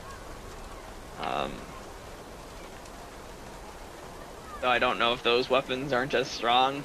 The toy knife is relatively early on, and you know we'll be probably end up replacing it shortly after we get it, which might be why people don't use it, is because I know where the toy knife is in my head, and I know where the next weapon after that is in the game. And yeah, it's not very long between the toy knife and not using the toy knife, so maybe that's why people don't use it. So I'm pretty sure you get the toy knife like shortly before you walk into Toriel's house, and then you get the next weapon literally after you meet Sans. So like there's literally no fights I can think of between that other than Toriel herself. And Toriel herself is like the Sans fight, it's kind of more of a scripted thing. So like you don't really need a good weapon for that, so we might not need to get it, but I don't know. I assume if we grab all the weapons, we'll do it. There is a thing I will tell you, that there is a specific weapon and armor that apparently give you more invincibility frames in the Sans fight. I don't know if that's like a exploit, or if it's like how those weapons and gear are intended to work, and it's just like super useful. Like they give every fight, they give you better iframes if you have these things equipped. I don't know. I just know that like we might want to get those and use them in the Sans fight, even though at the point we get to the Sans fight, they're not as strong as other things. And because the Sans fight, I don't know how we're gonna beat that, to be honest. Like I watched that fight and I'm like, holy shit. Like there is an exploit I learned, but I really don't want to tell you what it is because it cheapens like one of the hardest parts of the fight. So there's some accidental thing where like if you do something on a certain frame, and apparently it's not that hard to do it on a certain frame, something that would damage you doesn't damage you. So like you can just go through the attack and like not get hurt. So there's like one of his attacks, if you do something right before the attack happens, and it's apparently not that difficult to do, the attack just doesn't damage you, and I think that's really lame. I'd rather have us try to survive the attack than do the exploit that makes it so the attack doesn't damage us. But yeah, no, oh, there was something I learned about the Sans fight that disappointed me, and I feel like it's not really a spoiler because now it doesn't matter. Towards the end of the fight, he does a move that automatically will damage you, but that attack cannot kill you, which I thought it could. When I first like looked at it, so I was like, boy, if we have under this much health at this point in the fight, we just die, don't we? And I was like, and then the game, I watched someone do it, and they didn't have enough health, and I was like, oh, they're gonna die now that this attack that happens that that you have to do, and nope, it automatically dropped them to 1 HP, and then once they were at 1, the attack didn't do more damage. I was like, oh, that's disappointing. I get it, because, like, this would be fucking hard as hell if this, because it's the only section in the fight that's, like, you will automatically, no matter what, like, even if you didn't get hit by a single attack the entire fight, you will take damage here. And if that damage that you take at that moment does happen to kill you, it would just suck so hard. So, like, I get why it doesn't, but there is a point in the Sans fight where we automatically will take damage. But yeah, no, I am generally curious if how many attempts it'll take us to do the Sans fight. And I think Sans keeps track, but I don't know, because the fights I've watched of it are just like fights against Sans where they win first try. So like they practice. Yeah, these are people who like know what they're doing. Like I've watched fights of Sans where they haven't took a single tick of damage, and I know that like I can see the attacks that are happening, and I'm like, yeah, no. These people know exactly what they do need to do and when to not take damage throughout the entirety of the Sans fight. We will never get to that point in this fight. Like I don't think, even if we die like 10 times to it, I don't think we'll be much better on the 10th try than we will be on the 3rd try. Like I don't think we're like, unless we sit there and grind it for like literal days after days after days after days, I don't think we're gonna get to the point where we can do the Sans fight without taking any damage. Because that shit shows that you have shit memorized. Because as I said, there's a point in the Sans fight that I know I already told you about where the menu attacks you. Like when you're in the menu, you can get hurt, and I don't know how easy, like, that looks impossible to dodge. Like, you have to know exactly how that works and exactly when in order to just not take any damage there. Like, when that shit's happening, that shit looks terrifying. And my brain just goes, yep, you just have to tough it out and survive through it. And like, hopefully don't get killed on the other attacks that are happening. And, cause I do think I heard, I don't know this for sure, so this isn't confirmed, but I do think the menu attacks can't kill you, but they can drop you to 1, and then like the next time you get hit, his other attacks will kill you. But yeah, there's a lot of stuff that I'm excited about once we get to the Sands fight, and then I don't know like the majority of the dialogue and story that happens in the genocide run. I just know the game does its best to treat you and make you know that you're an absolutely horrible person. Like, I know that's a thing. I don't know exactly how that's all stated and when and how. I just know. I do know Sans' famous line at the beginning of the Sans fight, which I don't know if you know, but I won't state it. Because as I said, I'm gonna do the voices in the game. We'll have to listen to it a lot of times, so might as well just keep it. Yeah, I'm pretty sure it happens every single time. As I say, maybe it's not there in the repeat lines, but as I said, and you know, we'll see how I feel tomorrow for doing voices for all the characters. But I'm gonna try my best to do more than just me talking. Albeit, I think Sans might just still be like mostly me talking, and that'll be the character I keep as me. But I think some of the other characters I did also try to switch around. Yeah, to be honest, I don't know if that's even going to be a part of this run, because, I mean, if the dialogue... I guess it would depend on how much the dialogue is going to change, because if it's going to be mostly the same, I'm probably just going to... I'm just going to run through it and, you know, just say we saw this all before, the story's mostly the same, we'll just, you know, To my knowledge, it's significantly different. To my knowledge, like, some stuff, like, the dialogue itself is significantly different. Certain events will still happen, like... Some of the like papyrus like jokes and puzzles will still happen in a way, but like there will be huge differences to it. And I know there's a lot of different dialogue and a lot of like different stuff to my knowledge to the game. There just will be less dialogue because, you know, after the papyrus fight, Papyrus will drop out of the story because he's dead, right? Like, so, you know how Papyrus had a whole ton of dialogue even after we beat him, like beat his fight. Well, he won't, because he just won't be in the story anymore. Same with Undine. Undine won't have anything in the story after we finish it. I have no idea how that works with Elphys, because you never fight Elphys normally, so I don't know how that works with Elphys. Well, I don't know how the Megaton that you're a stuff... monster and then just doesn't talk to you. I was gonna say, I don't know how the Megaton stuff does, because, like... yeah, I don't know how the Metaton stuff will happen and stuff, so we'll have to see that, and... I don't know quite how much Sans dialogue there even is, even though you do fight Sans at the end of the game and not, you know, a beginning or anything. I don't think him, like, palling around and, like, joking with you and, like, randomly showing up in random places happens nearly as much. Like, I think he shows up, but it's more to just be like, fuck you, or something. Like, if he does show up, because, like, yeah, you killed his brother, and like, he's not gonna be happy. So I don't even know how much... He's gonna abide by his promise up until he can't. Yeah, basically, and so I know there is dialogue about the promise. I know there's dialogue about the promise in the genocide run, but yeah, so there's one thing we missed. There's one thing we missed that part of me wants to go back and do, but also at the same time, it's probably not that worth it. Like, maybe I'll just pull up a clip of it for us to see. You remember the hot dog stand? That Sans is running? Cat joke. Yeah, but after the hot cat, if you keep interacting with him, he'll start stacking hot dogs on your character's head. And you can get it, like, you can get it so the whole screen above your character is hot dogs. Like, a line from your character all the way going off screen is hot dogs.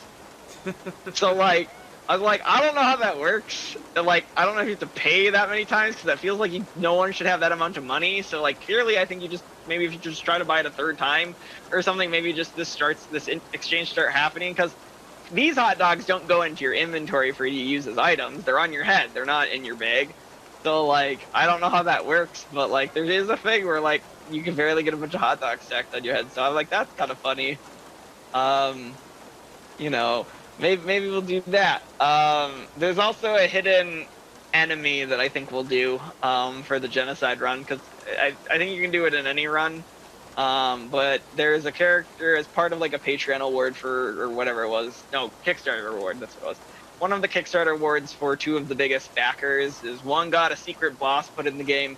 We probably won't ever be doing that boss, because that boss requires it to be a certain day of the year in order to fight him. Like, you literally your computer has to have that day of the year be it in order to fight him.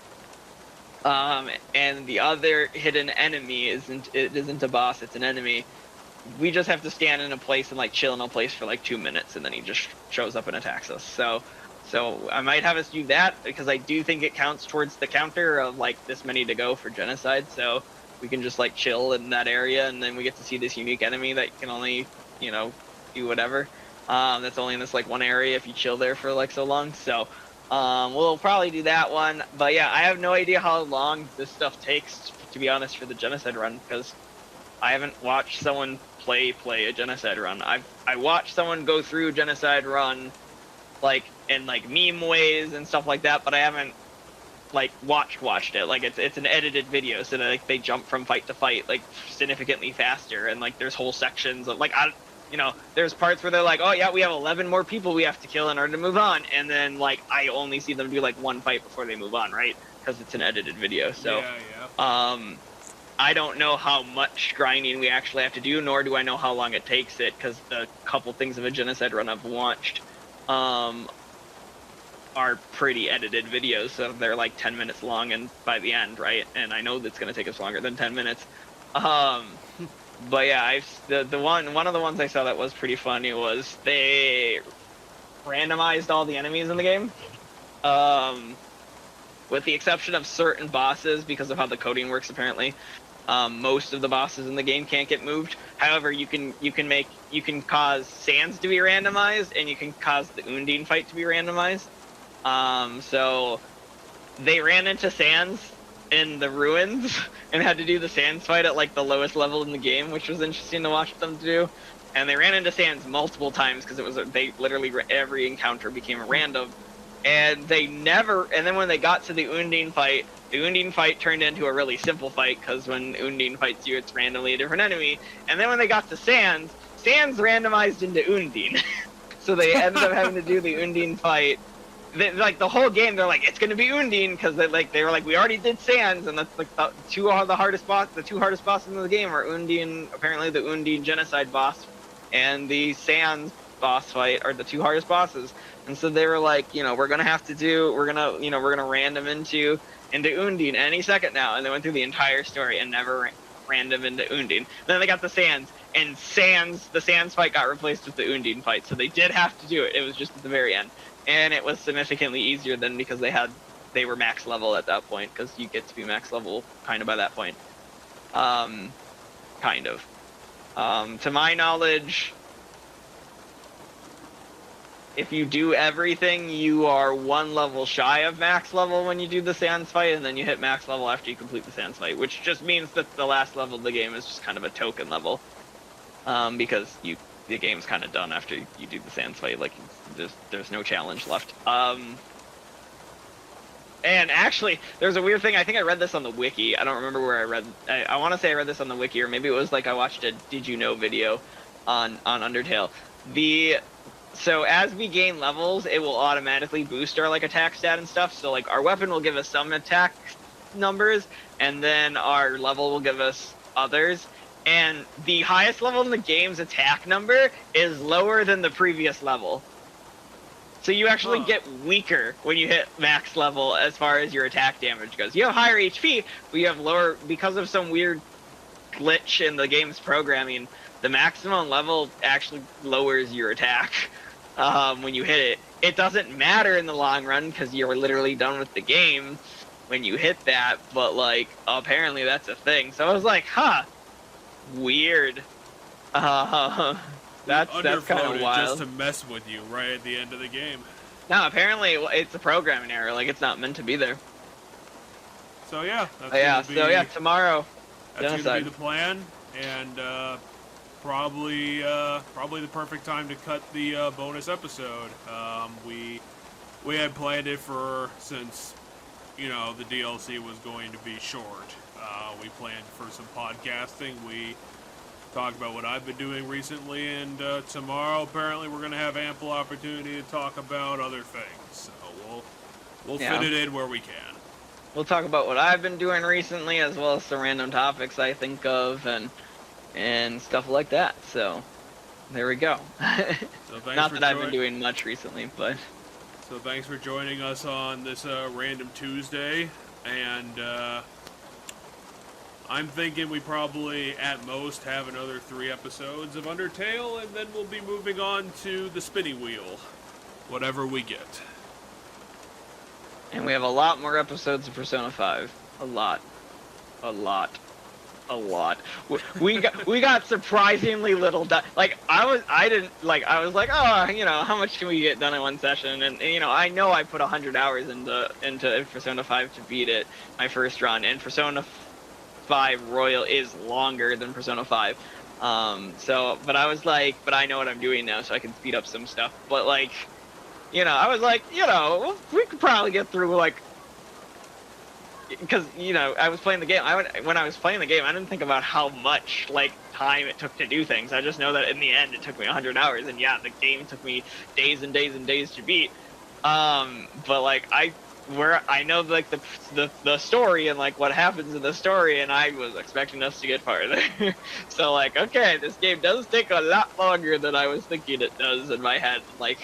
How much you can get done in that game in the evening. So we will be at that game for a hot while. So yeah, and if you're interested, keep joining us on the Balancing Act. We will be. Wish you all a wonderful evening. Thanks for joining us.